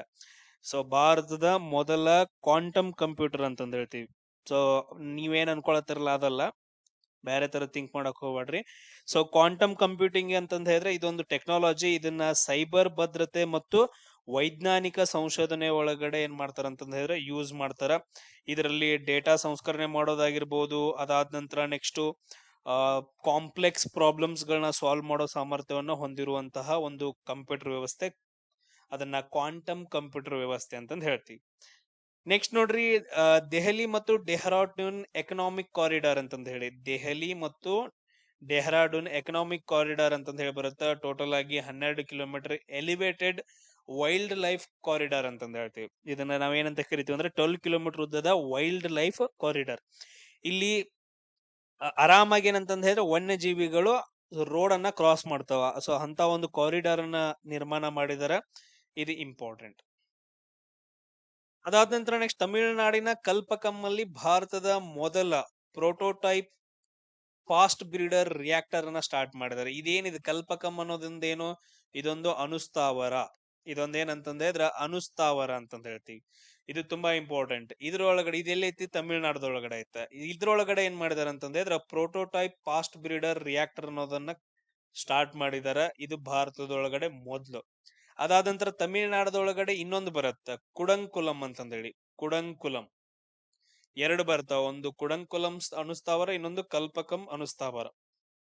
ಸೇಮ್ ಅದೇ ತರ ನಮ್ಮ ಕರ್ನಾಟಕದೊಳಗಡೆ ಯಾವ್ದು ಕೈಗಾ ಅಂತಂದ ಹೇಳ್ತೀವಿ. ಒಂದು ಲಿಸ್ಟ್ ಅನ್ನ ನೋಡ್ರಿ, ಈ ತರ ಲಿಸ್ಟ್ ಬರುತ್ತೆ ಇಂಡಿಯಾದೊಳಗಡೆ. ನಮ್ ಕರ್ನಾಟಕದೊಳಗಡೆ ಯಾವ್ದು ಬಂತು, ಕೈಗಾ ಅಂತ ಬರುತ್ತ. ಫಸ್ಟ್ ಯಾವ್ದು ಸ್ಥಾಪನೆ ಆಗತ್ತ, 1969ರಲ್ಲಿ ತಾರಾಪುರ್ ಅಂತಂದೇಳಿ. ಯಾವ್ದು, ತಾರಾಪುರ್. ಅದಾದ ನಂತರ ನೆಕ್ಸ್ಟ್ ಈಗ ಇಲ್ಲಿ ಕಲ್ಪಕಂ ಅಂತಂದ್ ಹೇಳಿ ಬರುತ್ತ. ಆಮೇಲೆ ನೆಕ್ಸ್ಟ್ ಕನ್ಯಾಕುಮಾರಿ ಹತ್ರ ಕುಡಂಕುಲಂ ಅಂತಂದ್ ಹೇಳಿ ಇವು ಬಂದ್ವು. ಟೋಟಲ್ ಆಗಿ 4 ಮುಗಿದ್ವು. ಆಮೇಲೆ ನೆಕ್ಸ್ಟ್ ನರೋರಾ ಅಂತಂದ್ ಹೇಳಿ, ನರೋರಾ ಏನ್ ಅರೋರಾ, ಎಸ್ ನರೋರಾ, ಉತ್ತರ ಪ್ರದೇಶದೊಳಗಡೆ. ಆಮೇಲೆ ನೆಕ್ಸ್ಟ್ ರಾವತ್ ಭಟ್ ಅಂತಂದ್ ಹೇಳಿ ಬರುತ್ತೆ. ಇನ್ನೊಂದ್ ಯಾವ್ದಂತಂದ್ ಹೇಳಿದ್ರ ರಾವತ್ ಭಟ್. ಈಗ ಎಷ್ಟಾದ್ವು ಇವು, ಇನ್ನೊಂದ್ ಯಾವ್ದೋ ಮಿಸ್ ಆಯ್ತು ನೋಡ್ರಿ, ಅದನ್ನ ನೀವು ಕಮೆಂಟ್ ಹಾಕ್ರಿ. ಆಮೇಲೆ ಇನ್ನೊಂದ್ ನೆನ್ಪಿಟ್ಕೋಬೇಕು, ಇದು ಯಾಕೆ ಬಂದೈತೆ ಅಂತಂದ್ ಹೇಳಿದ್ರೆ, ಪ್ರೋಟೋಟೈಪ್ ಫಾಸ್ಟ್ ಬ್ರೀಡರ್ ರಿಯಾಕ್ಟರ್ ಯಾಕಂತಂದ್ ಹೇಳಿದ್ರೆ, ಇಲ್ಲಿ ಯುರೇನಿಯಂ ಅನ್ನ ಮೊದಲು ಬಳಸ್ತಾ ಇದ್ರು. ಈಗ ಯುರೇನಿಯಂ ಅನ್ನ ಬಳಸ್ತಾ ಇಲ್ಲ, ಇಲ್ಲಿ ಏನ್ ಬಳಸ್ತಿದಾರ ಅಂದ್ರೆ ಥೋರಿಯಂ ಅನ್ನ ಬಳಸ್ತಾ ಇದಾರೆ. ಥೋರಿಯಂ ಅಂತಂದ್ ಹೇಳಿ ಇದು ಕೂಡ ಒಂದು ಅಣು ಎಲಿಮೆಂಟೇ, ಪರಮಾಣು ವಸ್ತುನೇ. ಸೊ ಥೋರಿಯಂ ಅನ್ನ ಬಳಸ್ತಾ ಇದಾರೆ. ಬಟ್ ಆದ್ರೆ ಈ ಥೋರಿಯಂ ಪ್ರಪಂಚದೊಳಗಡೆ ಅತಿ ಹೆಚ್ಚು ಎಲ್ಲಿ ಸಿಗುತ್ತ, ಇಂಡಿಯಾದಲ್ಲಿ ಎಲ್ಲಿ, ಕೇರಳದೊಳಗಡೆ ಅತಿ ಹೆಚ್ಚು. ಇಂಡಿಯಾದಲ್ಲಿ ಎಲ್ಲಿ ಸಿಗುತ್ತೆ ಅಂದ್ರೆ ಯಾವ ರಾಜ್ಯ, ಕೇರಳ ರಾಜ್ಯದಲ್ಲಿ ಅತಿ ಹೆಚ್ಚು ಥೋರಿಯಂ ಸಿಗುತ್ತ. ಈ ಪಾಯಿಂಟ್ ಅನ್ನ ನೆನ್ಪಿಟ್ಕೊಡ್ರಿ. ನೆಕ್ಸ್ಟ್ ಕ್ವಶನ್ ನೋಡೋಣ, INS ಧ್ರುವ್ ಅಂತಂದ್ ಹೇಳಿ. INS ಧ್ರುವ್ ಇದೊಂದೇನಂದ್ರ ಭಾರತದ ಮೊದಲ ಮೀಸಲಾದ ಪರಮಾಣು ಕ್ಷಿಪಣಿ ಟ್ರ್ಯಾಕಿಂಗ್ ಮತ್ತು ಸಾಗರ ಕಣ್ಗಾವಲು ಹಡಗು ಅಂತಂದ್ ಹೇಳ್ತೀವಿ. INS ಧ್ರುವ್ ಅಂತಂದ್ ಹೇಳಿದ್ರೆ ಇದೊಂದು ಶಿಪ್, ಒಂದು ಹಡಗು. ಇದು ಎದಕ್ ಯೂಸ್ ಮಾಡ್ತಾರ ಅಂತಂದ್ ಹೇಳಿದ್ರೆ ಪರಮಾಣು ಮಿಸೈಲ್ ಟ್ರ್ಯಾಕಿಂಗ್ಗೆ. ಈಗ ನ್ಯೂಕ್ಲಿಯರ್ ಮಿಸೈಲ್ಸ್ ಬರ್ತಾವಲ್ಲ, ಅದನ್ನ ಟ್ರ್ಯಾಕ್ ಮಾಡೋಕೆ. ಅದಾದ ನಂತರ ಸಾಗರವನ್ನ, ನಮ್ದೇನ ಅರಬ್ಬಿ ಸಮುದ್ರ ಈ ಕಡೆ ಬಂಗಾಳ ಕೊಲ್ಲಿ ಐತಲ್ಲ, ಅದನ್ನ ಕಾಪಾಡುವಂತ ಒಂದು ಗಸ್ತು ಹಡಗು ಅಂತಂದ್ ಹೇಳ್ತೀವಿ. ಅದು ಯಾವ್ದಂತಂದ್ ಹೇಳಿದ್ರೆ ಧ್ರುವ್ ಅಂತಂದ್ ಹೇಳಿ. ಈಗ ರೀಸೆಂಟ್ ಆಗಿ ಅದನ್ನ ಸರ್ವಿಸ್ಗೆ ಹಾಕಿದಾರೆ. ಅದಕ್ಕೆ ನೆಕ್ಸ್ಟ್ ಸರ್ವಿಕಲ್ ಕ್ಯಾನ್ಸರ್ ಅನ್ನ ತಡೆಗಟ್ಟೋಕೆ ಹೆಣ್ಣು ಮಕ್ಕಳಿಗೆ ಏನ್ ಮಾಡ್ತಾರ ಅಂದ್ರೆ HVP ಲಸಿಕೆಯನ್ನ ಸ್ಟಾರ್ಟ್ ಮಾಡ್ತಾರ. ಅದನ್ನ ರಾಜಸ್ಥಾನದಲ್ಲಿ ಸ್ಟಾರ್ಟ್ ಮಾಡಿದಾರೆ. ಅದನ್ನ ಎಲ್ಲಿ ಸ್ಟಾರ್ಟ್ ಮಾಡಿದಾರೆ, ರಾಜಸ್ಥಾನದೊಳಗಡೆ ಸ್ಟಾರ್ಟ್ ಮಾಡಿದಾರೆ. ತುಂಬಾ ಇಂಪಾರ್ಟೆಂಟ್ HVP ಅಂತಂದ್ ಹೇಳಿ. ಅದಾದ ನಂತರ ನೆಕ್ಸ್ಟ್ ನೋಡ್ರಿ, 16ನೇ ಹಣಕಾಸು ಆಯೋಗದ ಅಧ್ಯಕ್ಷರಾಗಿ ಯಾರಾಗಿದಾರ ಅಂದ್ರೆ ಆಯ್ಕೆ ಅರವಿಂದ್ ಪನಾಗರಿಯಾ ಅಂತಂದ್ ಹೇಳ್ತೀವಿ. ಯಾರಾಗಿದಾರ, ಅರವಿಂದ್ ಪನಾಗರಿಯಾರವರು 16ನೇ ಹಣಕಾಸು ಆಯೋಗದ ಅಧ್ಯಕ್ಷರಾಗಿ ಆಯ್ಕೆಯಾಗಿದ್ದಾರೆ. ಇನ್ನೊಂದು ತುಂಬಾ ಇಂಪಾರ್ಟೆಂಟ್, ಆರ್ಟಿಕಲ್ 280 ಏನ್ ಹೇಳುತ್ತ, ಆರ್ಟಿಕಲ್ 280 ಇದೇನ್ ಹೇಳತ್ತಂದ್ರ ಫೈನಾನ್ಸ್ ಕಮಿಷನ್ ಬಗ್ಗೆ ಹೇಳುತ್ತ, ಹಣಕಾಸು ಆಯೋಗದ ಬಗ್ಗೆ, ಹಣಕಾಸು ಆಯೋಗದ ರಚನೆ ಬಗ್ಗೆ, ಅದ್ರಲ್ಲಿ ಎಷ್ಟು ಜನ ಸದಸ್ಯರು ಇರ್ತಾರೆ, ಯಾರ್ಯಾರು ಏನೇನ್ ಇರ್ತಾರ ಅಂತಂದ್ ಹೇಳಿ ಆರ್ಟಿಕಲ್ 280 ನಮಗೆ ಹಣಕಾಸು ಆಯೋಗವನ್ನ ರಚನೆ ಮಾಡ್ಕೊಳ್ಳೋಕೆ ಒಂದು ಅವಕಾಶವನ್ನ ನೀಡತ್ತ. ಸೊ ಈ ಹಣಕಾಸು ಆಯೋಗದ ಅಧ್ಯಕ್ಷರಾಗಿ ಅರವಿಂದ್ ಪನಾಗರಿಯಾರ್ ಅವ್ರು ಏನ್ ಮಾಡಿದಾರ ಅಂದ್ರ ಆಯ್ಕೆಯಾಗಿದ್ದಾರೆ. ನೆಕ್ಸ್ಟ್ ಜಪಾನ್ ಪ್ರಧಾನಿ ಸನಾಯ ತಕಾಚಿ ಅವ್ರೇನಂತಂದ್ ಹೇಳಿದ್ರ 16ನೇ ಭಾರತ ಜಪಾನ್ ವಾರ್ಷಿಕ ಶೃಂಗ ಸಭೆಗಾಗಿ ಭಾರತಕ್ಕೆ ಭೇಟಿ ನೀಡಿದಾರ. ಈಗ ನ್ಯೂಸ್ ದಾಗ ಅದಾರ ನೋಡ್ರಿ, ಒಂದು ಲಾಸ್ಟ್ 2 ದಿನದಿಂದ ಮೋದಿಜಿ ಅವ್ರನ್ನ ಸಿಸ್ಟರ್ ಅಂತಂದ್ ಹೇಳಿ ಕರೆದಿದ್ದಾರೆ. ಸೊ ತುಂಬಾ ಸುದ್ದಿಯಲ್ಲಿದ್ದಾರೆ. ಎಸ್, ಇಲ್ಲಿ ನೋಡ್ರಿ, ನ್ಯೂ ಡೆವಲಪ್ಮೆಂಟ್ ಬ್ಯಾಂಕ್ ಅಂತಂದ್ ಹೇಳಿ ಬರುತ್ತೆ, NDB ಅಂತಂದ್ ಹೇಳಿ. ಈಗ ಹೆಂಗ್ ವಿಶ್ವ ಬ್ಯಾಂಕ್ ಅಂತ ಬರುತ್ತ, ಆಮೇಲೆ ಏಸಿಯನ್ ಬ್ಯಾಂಕ್ ಅಂತಂದ್ ಹೇಳಿ ಬರ್ತಾವಲ್ಲ, ಹಂಗ ನ್ಯೂ ಡೆವಲಪ್ಮೆಂಟ್ ಬ್ಯಾಂಕ್ ಅಂತಂದ್ ಹೇಳಿ NDB ಅಂತಂದ್ ಹೇಳ್ತೀವಿ. ಇದನ್ನ ಯಾರು ಸ್ಥಾಪನೆ ಮಾಡಿದಾರೆ ಅಂದ್ರ ಬ್ರಿಕ್ಸ್ ದೇಶಗಳು. ಸೊ ಬ್ರಿಕ್ಸ್ ದೇಶಗಳು ಸೇರ್ಬಿಟ್ಟೇನಂದ್ರ ಇದನ್ನ ಸ್ಥಾಪನೆ ಮಾಡಿದಾರೆ. ಬ್ರಿಕ್ಸ್ ದೇಶಗಳು ಯಾವ್ಯಾವು ಅದನ್ನು ನೆನ್ಪಿಟ್ಕೋಬೇಕು. ಬ್ರಿಕ್ಸ್, B ಅಂದ್ರೆ ಬ್ರೆಜಿಲ್, R ಅಂದ್ರೆ ರಷ್ಯಾ, I ಅಂದ್ರೆ ಇಂಡಿಯಾ, C ಅಂದ್ರೆ ಚೀನಾ, S ಅಂತಂದ್ ಹೇಳಿದ್ರೆ ಸೌತ್ ಆಫ್ರಿಕಾ. ಇವರೆಲ್ಲ ಸೇರಿ ಏನಂತಂದ್ ಹೇಳಿದ್ರೆ ಒಂದು ಬ್ರಿಕ್ಸ್ ಸಂಸ್ಥೆಯನ್ನ ನಿರ್ಮಾಣ ಮಾಡಿದಾರೆ ಹಿಂದ. ಸೊ ಅದ್ರದ್ದು ಒಂದು ಬ್ಯಾಂಕ್ ಯಾವ್ದಂದ್ರೆ ನ್ಯೂ ಡೆವಲಪ್ಮೆಂಟ್ ಬ್ಯಾಂಕ್. ಸೊ ಇದ್ರದ್ದು ಹೊಸ ಸದಸ್ಯ ದೇಶವಾಗಿ ಯಾವ್ದಾಗೈತೆ ಅಂದ್ರೆ ರೀಸೆಂಟ್ ಆಗಿ ಉಜ್ಬೇಕಿಸ್ತಾನ್ ಅಂತಂದ್ ಹೇಳ್ತೀವಿ. ಯಾವ್ದು, ಉಜ್ಬೇಕಿಸ್ತಾನ್. ಅದಾದ ನಂತರ ಇದ್ರದ್ದು NDB ಇದು ಕೇಂದ್ರ ಕಚೇರಿ ಎಲ್ಲಿ ಬರುತ್ತಂದ್ರೆ ಶಾಂಘೈ ಒಳಗಡೆ ಬರುತ್ತೆ. ಚೀನಾದ ಒಂದು ಮೇನ್ ಸಿಟಿ ಶಾಂಘೈ ಒಳಗಡೆ ಬರ್ತೈತಿ. ಅದಾದ ನಂತರ ನೆಕ್ಸ್ಟ್ ನೋಡ್ರಿ, ಜಪಾನ್ ಒಳಗಡೆ ಪಾರ್ಕಿನ್ಸನ್ ಕಾಯಿಲೆ ಅಂತಂದ್ ಹೇಳಿ, ಸೊ ವಿಶ್ವದ ಮೊದಲ ಸ್ಟೆಮ್ ಸೆಲ್ ಥೆರಪಿ ಯೂಸ್ ಮಾಡಿದಾರ. ಪಾರ್ಕಿನ್ಸನ್ ಕಾಯಿಲೆಗೆ ಮೊದಲ ಸ್ಟೆಮ್ ಸೆಲ್ ಥೆರಪಿ ಯೂಸ್ ಮಾಡ್ಕೊಂಡು ಅದನ್ನ ಕ್ಯೂರ್ ಮಾಡಿದಾರ. ಇದು ಇಂಪಾರ್ಟೆಂಟ್, ಯಾಕಂದ್ರೆ ಪಾರ್ಕಿನ್ಸನ್ ಕಾಯಿಲೆ ಬಹಳ ಡೇಂಜರಸ್ ಸ್ವಲ್ಪ, ಅದಕ್ಕೋಸ್ಕರ. ಇದನ್ನ ನಿರ್ಮಾಣ ಮಾಡಿದವರು ಯಾರಂದ್ರೆ ಜಪಾನ್ ದೇಶದವರು. ಅದೇ ತರ ನೆಕ್ಸ್ಟ್ ಕ್ವಶನ್ ನೋಡ್ರಿ, ಒಡಿಸ್ಸಾದ ಜಗನ್ನಾಥ ದೇವಾಲಯವು ಟ್ರೇಡ್ ಮಾರ್ಕ್ ನೋಂದಣಿ ಪಡೆದ ಭಾರತದ ಮೊದಲ ದೇವಾಲಯವಾಗೈತೆ. ನೋಡ್ರಿ, ಜಗನ್ನಾಥ ರಥಯಾತ್ರೆ ಮೊನ್ನೆ ರೀಸೆಂಟ್ ಆಗಿ ನಡೆದೈತೆ. ಆಮೇಲೆ ಇದು ಒಡಿಸ್ಸಾದಲ್ಲಿ ಬರುವಂತದ್ದು. ಇದು ರಾಧಾಕೃಷ್ಣರಿಗೆ ಸಂಬಂಧಪಟ್ಟಂತಹ ಒಂದು ದೇವಾಲಯ. ಈ ಜಗನ್ನಾಥ ದೇವಾಲಯವನ್ನ ಕಟ್ಟಿಸಿದಂತಹ ದೊರೆ ಯಾರು ಅಂತಂದ್ ಹೇಳಿ ನನಗೆ ನೀವು ಕಮೆಂಟ್ ಹಾಕ್ಬೇಕು. ಆಮೇಲೆ ನೆಕ್ಸ್ಟ್ ಮಧ್ಯಪ್ರದೇಶ ಏನ್ ಮಾಡೈತೆ ಅಂದ್ರೆ 2026 ಕೃಷಿ ವರ್ಷ ಅಂತಂದ್ ಹೇಳಿ ಘೋಷಣೆ ಮಾಡೈತೆ. ತುಂಬಾ ಇಂಪಾರ್ಟೆಂಟ್. ಮಧ್ಯಪ್ರದೇಶದ ಬಗ್ಗೆ ಹಲವಾರು ಕ್ವಶನ್ಸ್ ಗಳು ಬರ್ತಾವ. ಏನೇನ್ ಬರ್ತಾವ್ರಿ ಸರ್? ಮಧ್ಯಪ್ರದೇಶ ಏನಂದ್ರ ಅತಿ ಹೆಚ್ಚು ಬುಡಕಟ್ಟು ಜನಾಂಗವನ್ನ ಹೊಂದಿರುವಂತಹ ರಾಜ್ಯವಾಗೈತೆ. ಅದಾದ ನಂತರ ಮಧ್ಯಪ್ರದೇಶದಲ್ಲಿ ಅತಿ ಹೆಚ್ಚು ನ್ಯಾಷನಲ್ ಪಾರ್ಕ್ಸ್ ಗಳು ಕಂಡು ಬರ್ತಾವ. ಅತಿ ಹೆಚ್ಚು ನ್ಯಾಷನಲ್ ಪಾರ್ಕ್ ಅಲ್ಲೇ ಕಂಡು ಬರ್ತಾವ. ಆಮೇಲೆ ನೆಕ್ಸ್ಟ್ ನೋಡ್ರಿ, ಮಧ್ಯಪ್ರದೇಶದಲ್ಲಿ ಅತಿ ಹೆಚ್ಚು ಹುಲಿಗಳು ಕಂಡು ಬರ್ತಾವ. ಮಧ್ಯಪ್ರದೇಶದ ಒಳಗಡೆ ಏನಂತಂದ್ರೆ ಅದ್ರ ಅತಿ ಹೆಚ್ಚು ಹುಲಿಗಳು ಕಂಡು ಬರ್ತಾವ. ಆಮೇಲೆ ನೆಕ್ಸ್ಟ್ ಇನ್ನೊಂದು ಕೇಳ್ಬೋದು ನಿಮ್ಗೆ, ಚಂಬಲ್ ಪ್ರದೇಶ ಎಲ್ಲಿ ಬರುತ್ತೆ ಅಂತ ಹೇಳಿ. ಚಂಬಲ್ ಪ್ರದೇಶ ಬಾಳ ಅಂದ್ರೆ ಬಾಳ ಡೇಂಜರಸ್ ಅದು. ಚಂಬಲ್ ಪ್ರದೇಶ ಎಲ್ಲಿ ಕಂಡು ಬರುತ್ತೆ ಅಂತ ಹೇಳಿದ್ರೆ ಮಧ್ಯಪ್ರದೇಶದಲ್ಲಿ ಕಂಡು ಬರುವಂತದ್ದು. ಇಷ್ಟು ಪಾಯಿಂಟ್ಸ್ ಗಳು ನನಗೆ ಗೊತ್ತಿದಾವ. ನಿಮ್ಗೆ ಏನಾದ್ರೂ ಗೊತ್ತಿದ್ರ ಇನ್ನು ಕಮೆಂಟ್ ಗಳನ್ನ ಹಾಕ್ಬೇಕು ನೀವು. ನೆಕ್ಸ್ಟ್ ನೋಡ್ರಿ, ರೀಸೆಂಟ್ ಆಗಿ ಕೇರಳ ರಾಜ್ಯ ಏನ್ ಮಾಡತ್ತೆ ಅಂತಂದ್ ಹೇಳಿದ್ರ ಆರ್ಲಂ ವನ್ಯಜೀವಿ ಧಾಮ ಅಂತಂದ್ ಹೇಳಿ, ವೈಲ್ಡ್ ಲೈಫ್ ಸೆಂಚುರಿ ಇತ್ತು ಆರ್ಲಂ ಅಂತಂದ್ ಹೇಳಿ, ಅದನ್ನ ಚೇಂಜ್ ಮಾಡಿದಾರೆ. ಏನಂತಂದ್ ಹೇಳಿ, ಆರ್ಲಂ ಬಟರ್ಫ್ಲೈ ಸ್ಯಾಂಚುರಿ ಅಂತಂದ್ ಹೇಳಿ. ಸೊ ಆರ್ಲಂ ಬಟರ್ಫ್ಲೈ ಅಂತಂದ್ ಹೇಳಿದ್ರ ಪಾತ್ರಿಗಿತ್ತಿ. ನಮ್ ಕಡೆ ಹಂಗೆಲ್ಲ ಹೇಳ್ಬಾರ್ದು, ಚಿಟ್ಟೆ. ಸೊ ಅದನ್ನ ಏನ್ ಮಾಡ್ತಾರ, ಆರ್ಲಂ ಬಟರ್ಫ್ಲೈ ಸ್ಯಾಂಚುರಿ ಅಂತಂದ್ ಹೇಳ್ಬಿಟ್ಟು ಮರುನಾಮಕರಣ ಮಾಡಿದಾರ. ಅದೇ ತರ ನೆಕ್ಸ್ಟ್ ನೋಡ್ರಿ, ಹರಿಯಾಣ ರಾಜ್ಯ ಏನ್ ಮಾಡೈತೆ, ಭಾರತದ ಮೊದಲ ಹೈಡ್ರೋಜನ್ ಚಾಲಿತ ರೈಲನ್ನ ಪ್ರಾರಂಭ ಮಾಡೈತೆ. ಸೊ ಹರಿಯಾಣ ಏನಂತಂದ ಹೇಳಿದ್ರೆ ಭಾರತದ ಮೊದಲ ಹೈಡ್ರೋಜನ್ ಚಾಲಿತ ರೈಲನ್ನ ಪ್ರಾರಂಭ ಮಾಡೈತೆ. ಪೆಟ್ರೋಲ್ ಬೇಡ, ಅದಾದ ನಂತರ ನೆಕ್ಸ್ಟ್ ಡೀಸೆಲ್ ಬೇಡ, ಇವಾಗ ಇತ್ಲ ಎಥನಾಲ್ ಅಂತಂದ ಹೇಳಿ ಹೆವಿ ಹವಾ ಮಾಡಕತೈತೆ, ಅದು ಬೇಡ. ಹೈಡ್ರೋಜನ್ ಮುಖಾಂತರ ಇದನ್ನ ನಾವು ಶೂನ್ಯ ಮಾಲಿನ್ಯ ಅಂತಂದ ಹೇಳ್ತೀವಿ. ಜೀರೋ ಎಮಿಷನ್, ಶೂನ್ಯ ಮಾಲಿನ್ಯ. ಇಲ್ಲಿ ಏನು ಹೊರಸೂಸುವಿಕೆನ ಬರಂಗಿಲ್ಲ. ಈಗ ನಮ್ಗ ಹೊಗಿ ಬಂತಂತಂದ ಹೇಳಿದ್ರೆ ಅದ್ರ ಕಾರ್ಬನ್ ಮೊನಾಕ್ಸೈಡ್ ಇರುತ್ತ, ಕಾರ್ಬನ್ ಡೈಆಕ್ಸೈಡ್ ಇರುತ್ತ, ನೈಟ್ರಸ್ ಆಕ್ಸೈಡ್ಸ್ ಗಳು ಇರ್ತಾವ, ಸಲ್ಫರ್ ಆಕ್ಸೈಡ್ಸ್ ಗಳು ಇರ್ತಾವ. ಇವೆಲ್ಲ ಹಸಿರು ಮನೆ ಪರಿಣಾಮಕ್ಕೆ ಉಂಟು ಮಾಡ್ತಾವ. ಆಮೇಲೆ ನೆಕ್ಸ್ಟ್ ವಾಯು ಮಾಲಿನ್ಯ ಮಾಡ್ತಾವ, ಜಲ ಮಾಲಿನ್ಯ ಎಲ್ಲಾ ಮಾಡ್ತಾವ. ಬಟ್ ಅದ್ರ ನೀವು ಹೈಡ್ರೋಜನ್ ವನ್ನ ಯೂಸ್ ಮಾಡ್ಕೊಂಡ್ ಎಲ್ಲಾದ್ರೂ ರನ್ ಮಾಡಿದ್ರಿ ಅಂತಂತ ಹೇಳಿದ್ರೆ ಜೀರೋ ಎಮಿಷನ್ ಅಂತಂದ ಹೇಳ್ತೀವಿ. ಯಾವ ಬಿಡುಗಡೆ ಆಗಂಗಿಲ್ಲ. ಅದಾದ ನಂತರ ನೆಕ್ಸ್ಟ್ ನೋಡ್ರಿ, ಸಿಕ್ಕಿಂನ ಮೊದಲ ಸಿಕ್ಕಿಂ ಅನ್ನೋದೇನಂತಂದ ಹೇಳಿದ್ರೆ ರಾಜ್ಯ ಮೊದಲ ಪೇಪರ್ಲೆಸ್ ರಾಜ್ಯ ನ್ಯಾಯಾಂಗ ವ್ಯವಸ್ಥೆಯನ್ನ ಹೊಂದೈತೆ. ತುಂಬಾ ಇಂಪಾರ್ಟೆಂಟ್. ನ್ಯಾಯಾಂಗ ವ್ಯವಸ್ಥೆ ಒಳಗಡೆ ಎಲ್ಲಾರು ಬರೀತಿದ್ರು, ಬಟ್ ಅವ್ರ ಇವಾಗಿಲ್ಲ. ಎಲ್ಲಾನು ಪೇಪರ್ಲೆಸ್, ಎಲ್ಲಾನು ಇಂಟರ್ನೆಟ್ ಒಳಗಡೆ ಡಿಜಿಟಲೀಕರಣ ಅಂತಂದ ಹೇಳ್ತೀವಿ. ಸಿಕ್ಕಿಂ ರಾಜ್ಯವು ತನ್ನ ನ್ಯಾಯಾಂಗ ವ್ಯವಸ್ಥೆಯನ್ನ ಸಂಪೂರ್ಣವಾಗಿ ಡಿಜಿಟಲೀಕರಣ ಮಾಡ್ಕೊಂಡೈತೆ. ಸೊ ಈ ಕೋರ್ಟ್ಸ್ ಯೋಜನೆ ಅಂತಂದ ಹೇಳ್ತೀವಿ ಇದನ್ನ ಏನಂತ ಹೇಳ್ತೀವಿ ಅಂದ್ರೆ, ಈ ಕೋರ್ಟ್ಸ್ ಯೋಜನೆ ಅಡಿ ಒಳಗಡೆ ಡಿಜಿಟಲೀಕರಣ ಮಾಡ್ಕೊಂಡೈತೆ. ಯಾವುದು? ಸಿಕ್ಕಿಂ ರಾಜ್ಯ. ಈ ಸಿಕ್ಕಿಂ ರಾಜ್ಯದ ಒಳಗಡೆ ಒಂದು ಬರುತ್ತೆ ಕಾಂಚನಜುಂಗ ಅಂತಂದೇಳಿ. ಕಾಂಚನಜುಂಗ ಅಂತಂದೇಳಿ ಎಲ್ಲಾ ನಮ್ಮ ಕೋಚಿಂಗ್ ಸೆಂಟರ್ದವ್ರೆಲ್ಲ ಏನ್ ಮಾಡಿದಾರೆ ಅಂತಂದ ಹೇಳಿದ್ರೆ, ಅವ್ರಿಗೆ ಹೆಂಗ್ ಬರುತ್ತೆ ಹಂಗೆ ಹೇಳ್ಬಿಟ್ಟು ಭಾರತ ದೇಶದ ಅತಿ ದೊಡ್ಡ ಪರ್ವತ ಯಾವ್ದಂದ್ರೆ ಕಾಂಚನಜುಂಗ ಅಂತ ಹೇಳ್ತಾರೆ. ಕಾಂಚನಜುಂಗ ಅಲ್ರು, K2 ಮೌಂಟ್ ಗಾಡ್ವಿನ್ ಅಷ್ಟೇನೆ. ಯಾಕಂತಂದ ಹೇಳಿದ್ರೆ ನಾವು POK ಯನ್ನ ಪಾಕಿಸ್ತಾನಕ್ ಬಿಟ್ಕೊಟ್ಟಿಲ್ಲ, ಅದು ನಮ್ದ. ಅದೇನಂತಂದ ಹೇಳಿದ್ರ 1947-48 ಟೈಮ್ ಒಳಗಡೆ ರಾಜ ಹರಿಸಿಂಗ ನಾ ಸೇರಂಗಿಲ್ಲ ಭಾರತಕ್ಕಂತಂದ ಹೇಳ್ಬಿಟ್ಟು ಒಂದ್ ಸ್ವಲ್ಪ ಸೊಕ್ ತೋರ್ಸಿರ್ತ ಮಗ. ಸೊ ಆ ಟೈಮ್ ಒಳಗಡೆ ಪಾಕಿಸ್ತಾನದಾರ ಅಕ್ಯುಪೈ ಮಾಡ್ಕೊಂಡಿರ್ತಾರ ಅವನ ಮೇಲೆ ಯುದ್ಧ ಮಾಡಿ. ಅದನ್ನ ನಾವು ಪಾಕ್ ಅಕ್ಯುಪೈಡ್ ಕಾಶ್ಮೀರ್ ಅಂತಂದ ಹೇಳ್ತೀವಿ. ಆಮೇಲೆ ನೆಕ್ಸ್ಟ್ ಇವೇನ್ ಮಾಡ್ತಾ ಅಂದ್ರ ರಾಜ ಹರಿಸಿಂಗ್ ಜವಾಹರ್ಲಾಲ್ ನೆಹರು ಜೊತೆ ಸೇರ್ಬಿಟ್ಟು ಇನ್ಸ್ಟ್ರೂಮೆಂಟ್ ಆಫ್ ಎಕ್ಸೆಷನ್ ಅಂತಂದ ಹೇಳಿ ಒಂದು ಒಪ್ಪಂದವನ್ನ ಮಾಡ್ಕೊಂತಾನ. ಆರ್ಟಿಕಲ್ 370 ಕೊಡ್ತಾರ ಅವಾಗ. ಇದು ಸುದ್ದಿ. ಈ POK ಒಳಗಡೆ ಏನಂತಂದ ಹೇಳಿದ್ರೆ ಮೌಂಟ್ ಗಾಡ್ವಿನ್ ಅಷ್ಟಿನ್ ಬರುತ್ತೆ, K2 ಬರುತ್ತೆ. ಅದು ಭಾರತ ದೇಶದ ಪ್ರದೇಶ. ಸೊ ಅಲ್ಲಿ ಏನಂತಂದ ಹೇಳಿದ್ರೆ, ಯಾಕೆ ಈ ಮಾತ್ ಬಂತಂತಂದ ಹೇಳಿದ್ರೆ, ಇವಾಗ POK ದಲ್ಲಿ ಹಲವಾರು ಘಟನೆಗಳು ನಡೀತಾ ಇದಾವ, ಕಲ್ಲು ತೂರಾಟ ನಡೀತಿದಾವ, ಹೆವಿ ಅಲ್ಲಿ ಡೇಂಜರಸ್ ಸಿಚುವೇಶನ್ ಇವಾಗ. ಯಾಕಂದ್ರೆ ನಾವೆಲ್ಲರೂ ಭಾರತಕ್ಕೆ ಸೇರ್ತೀವಿ ಅಂತಂದ ಹೇಳಿ ಅವ್ರು ಹೇಳ್ತಿದಾರ. ನೆಕ್ಸ್ಟ್ ನೋಡ್ರಿ, ಕೇರಳವು ಹಿರಿಯ ನಾಗರಿಕರಿಗೆ ಮೀಸಲಾದ ಒಂದು ಇಲಾಖೆಯನ್ನ ಸ್ಥಾಪಿಸಿದ ಮೊದಲ ರಾಜ್ಯವಾಗೈತೆ.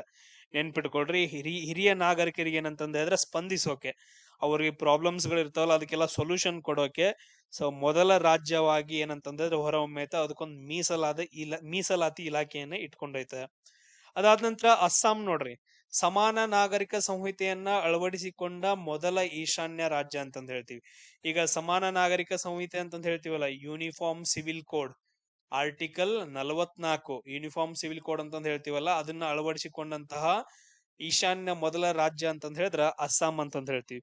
ಇದಕ್ಕಿಂತ ಮುಂಚೆ ಯಾವ್ದಾದ್ರು ಬೇರೆ ಯಾವ ರಾಜ್ಯ, ಅದನ್ನ ಕಮೆಂಟ್ ಹಾಕ್ರಿ ನೀವು. ನೋಡ್ರಿ, ಇವಾಗ ರೀಸೆಂಟ್ ಆಗಿ ನ್ಯೂಸ್ ಅಲ್ಲಿ ಐತ, ಇಂದಿರಾ ಗಾಂಧಿ ಮೆಮೋರಿಯಲ್ ಅಂತಂದ್ ಹೇಳಿ. ಇದು ಎಲ್ಲಿ ಬರುತ್ತಂದ್ರ ತುಲಿಪ್ ಗಾರ್ಡನ್ ಒಳಗಡೆ, ಜಮ್ಮು ಕಾಶ್ಮೀರದ ಒಳಗಡೆ ಬರುತ್ತ. ಇದು ಏಷ್ಯಾದ ಅತಿ ದೊಡ್ಡ ಒಂದು ಉದ್ಯಾನವನ ಆಗೈತ, ಇದೊಂದು ನೆನ್ಪಿಟ್ಕೊಳ್ರಿ. ಅದ್ರ ಜೊತೆಗೆ ಇದ್ರ ಹತ್ರನೇ ಏನಂತಂದ್ ಹೇಳಿದ್ರೆ ಒಂದು ಲೇಕ್ ಬರುತ್ತೆ, ಅದನ್ನ ನಾವು ದಾಲ್ ಲೇಕ್ ಅಂತಂದ್ ಹೇಳ್ತೀವಿ. ಸೊ ಯಾವ್ದ್ರ ಹತ್ರ? ತುಲಿಪ್ ಗಾರ್ಡನ್ ಹತ್ರನೇ. ಇದು ತುಂಬಾ ಇಂಪಾರ್ಟೆಂಟ್, ಈಗ ರೀಸೆಂಟ್ ಆಗಿ ನ್ಯೂಸ್ ಅಲ್ಲಿ ಐತೆ. ನೆಕ್ಸ್ಟ್ 3 ವರ್ಷಗಳ ರೋಲಿಂಗ್ ಬಜೆಟ್ ಅನ್ನ ಅಳವಡಿಸಿಕೊಂಡಂತಹ ರಾಜ್ಯ ಯಾವ್ದಂತಂದ ಹೇಳಿದ್ರ ಮಧ್ಯಪ್ರದೇಶ ಅಂತಂದ ಹೇಳ್ತೀವಿ. ಯಾವ್ದು? ಮಧ್ಯಪ್ರದೇಶ. 3 ವರ್ಷಗಳ ರೋಲಿಂಗ್ ಅಂತಂದ ಹೇಳಿ, ಅಂದ್ರ ದೀರ್ಘಾವಧಿ ಆರ್ಥಿಕ ಯೋಜನೆಗೋಸ್ಕರ ಪ್ರಾಪರ್ ಒಂದು ವ್ಯವಸ್ಥೆ ಇರ್ಲಿ ಅಂತಂದ ಹೇಳಿ, ವಾರ್ಷಿಕ ಬಜೆಟ್ ಅನ್ನ ಮೀರಬಾರ್ದು ಅಂತಂದ ಹೇಳಿ ಈ ಒಂದು ವ್ಯವಸ್ಥೆಯನ್ನ ಅಳವಡಿಸ್ಕೊಳ್ತಾರ. 3 ವರ್ಷಗಳ ರೋಲಿಂಗ್ ವ್ಯವಸ್ಥೆ ಅಂತಂದ ಹೇಳ್ತೀವಿ.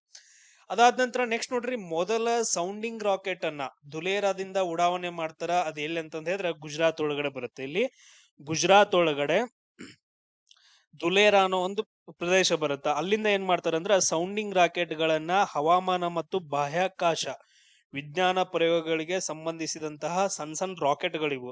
ಸೊ ಅದಕ್ಕೋಸ್ಕರ ಎಲ್ಲಿಂದ ಉಡಾವಣೆ ಮಾಡ್ತಾರ? ಅದನ್ನ ಗುಜರಾತ್ದ ಧುಲೇರಾದಿಂದ ಉಡಾವಣೆ ಮಾಡ್ತಾರ. ಯಾರು ಉಡಾವಣೆ ಮಾಡ್ತಾರ ಸರ್? ಇಸ್ರೋದವ್ರು ಉಡಾವಣೆ ಮಾಡ್ತಾರ. ಈ ಇಸ್ರೋದ ಅಧ್ಯಕ್ಷರು ಯಾರಿದಾರ ಅಂತ ಹೇಳಿ ಈಗ ನಂಗೆ ಕಮೆಂಟ್ ಹಾಕ್ರಿ. ಆಮೇಲೆ ಇಸ್ರೋದ ಹೆಡ್ ಕ್ವಾರ್ಟರ್ಸ್ ಎಲ್ಲಿ ಕಂಡು ಬರುತ್ತಂದ್ರ ಬೆಂಗಳೂರು ಒಳಗಡೆ ಕಂಡು ಬರುತ್ತ. ಕರೆಕ್ಟ್ ಅಲ್ಲ? ಎಸ್. ನೆಕ್ಸ್ಟ್ ನೋಡ್ರಿ, ಅಸ್ಸಾಂನ ದಿಬ್ರುಗಢ್ ಅಂತಂದ್ ಹೇಳ್ಬಿಟ್ಟು ತುಂಬಾ ಇಂಪಾರ್ಟೆಂಟ್. ಈಗ ನೋಡ್ರಿ, ಬೆಂಗಳೂರು ದಿಬ್ರುಗಢ್ ಅಂತಂದ್ ಹೇಳಿ ಟ್ರೈನ್ ಗಳೆಲ್ಲ ಬರ್ತಾವ. ಸೊ ಹಂಗ್ ನೆನ್ಪಿಟ್ಕೋಬೇಕು. ಸೊ ಮೊದಲ ತುರ್ತು ಲ್ಯಾಂಡಿಂಗ್ ಸೌಲಭ್ಯವನ್ನ ಈಶಾನ್ಯ ರಾಜ್ಯಗಳಲ್ಲಿ ಮೊದಲ ತುರ್ತು ಲ್ಯಾಂಡಿಂಗ್ ಸೌಲಭ್ಯವನ್ನ ಎಲ್ಲಿ ಅಳವಡಿಸ್ಕೊಂಡಾರ ಅಂತಂದ ಹೇಳಿದ್ರ ಅಸ್ಸಾಂನ ದಿಬ್ರುಗಢ್ ಒಳಗಡೆ ಅಳವಡಿಸ್ಕೊಂಡಿದಾರ. ಇದು ಎದಕ್ಕಂತಂದ ಹೇಳಿದ್ರ ರಕ್ಷಣಾ ಇದು ಡಿಫೆನ್ಸ್ಗೋಸ್ಕರ.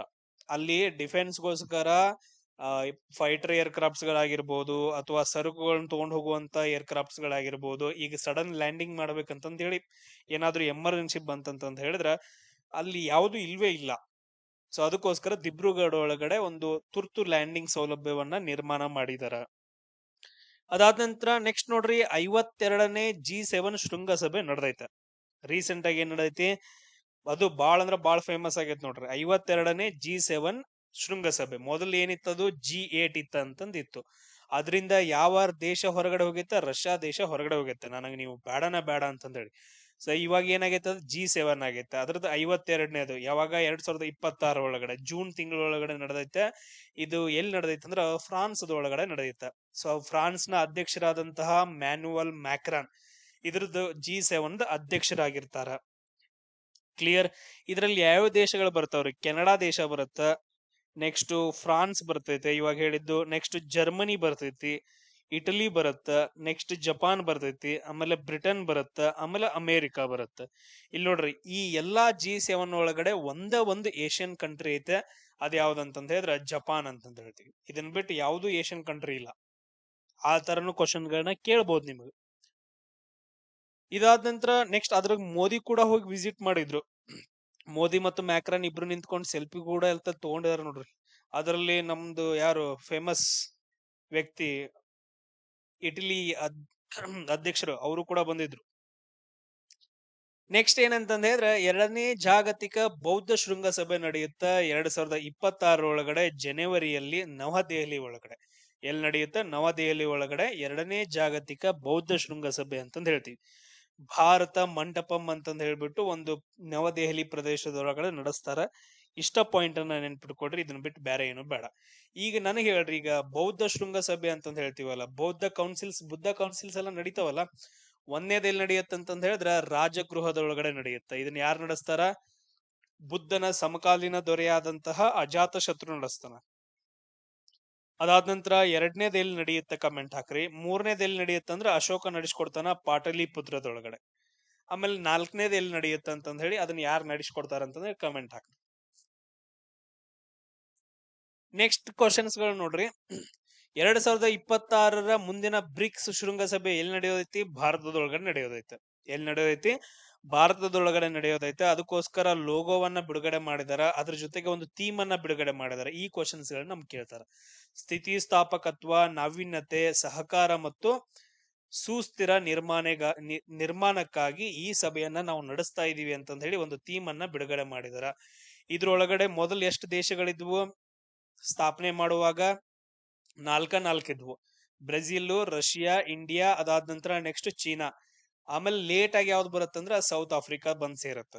ಅದಾದ ನಂತರ ಇವಾಗ ಯಾವ್ಯಾವ ಇದಾವ? ಇವಾಗ ಟೋಟಲ್ ಆಗಿ 10 ಸದಸ್ಯ ರಾಷ್ಟ್ರಗಳಿದಾವ ಬ್ರಿಕ್ಸ್ ಒಳಗಡೆ. ಅವು 10 ರಾಷ್ಟ್ರಗಳದ ಡೀಟೇಲ್ಸ್ ಗಳು ಇಲ್ಲಿದಾವ ನೋಡ್ರಿ. Brazil, China, Egypt, Ethiopia, Bharat, Indonesia, Iran, Russia, ದಕ್ಷಿಣ ಆಫ್ರಿಕಾ ಮತ್ತು UAE ಅಂತಂದ ಹೇಳಿ. ಅದಾದ ನಂತರ ನೆಕ್ಸ್ಟ್ ಕ್ವಶನ್ ನೋಡ್ರಿ.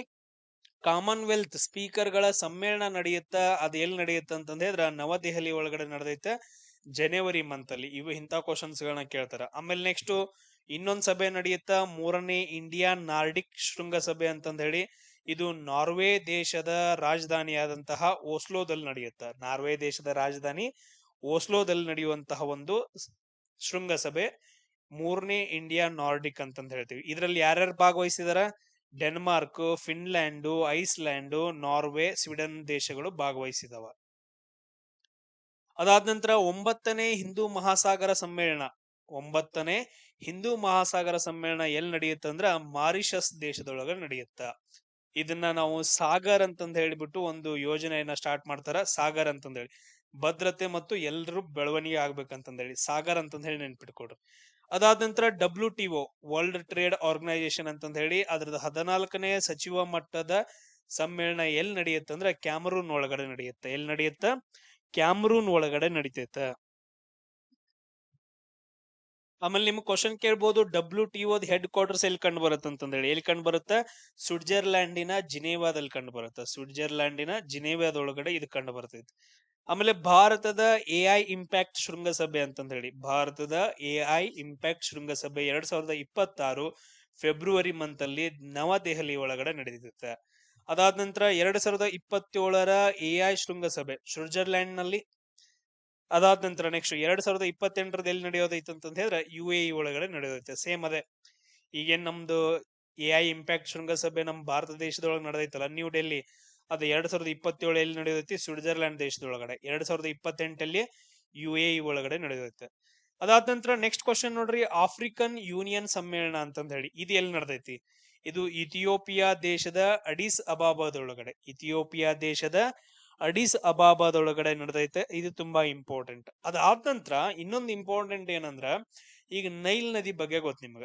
ಈ ತರ ನೈಲ್ ನದಿ ಹರಿಯುತ್ತ. ಅದು ಎಲ್ಲಿ ಹುಟ್ಕೊಳತ್ತಂದ್ರ ಲೇಕ್ ವಿಕ್ಟೋರಿಯಾದ ಹತ್ರ ಹುಟ್ಕೊಳತ್ತೆ. ಎಲ್ಲಿ? ಲೇಕ್ ವಿಕ್ಟೋರಿಯಾದ ಹತ್ರ. ಈ ಲೇಕ್ ವಿಕ್ಟೋರಿಯಾ ಎಲ್ಲೈತ್ರಿ? ಸರ್, ಸಮಭಾಜಕ ವೃತ್ತ ಅಲ್ಲಿ ಹಾದೋಗೈತ್ರಿ. ಈ ಸಮಭಾಜಕ ವೃತ್ತ ಏನಂದ್ರ ಲೇಕ್ ವಿಕ್ಟೋರಿಯಾ ಮೇಲೆ ಹಾದೋಗೈತೆ. ಇಲ್ಲಿಂದ ಒಂದು ನದಿ ಹುಟ್ಕೊಳತ್ತ, ಅದನ್ನ ನಾವು ವೈಟ್ ನೈಲ್ ಅಂತಂದ ಹೇಳಿ ಕರಿತೀವಿ.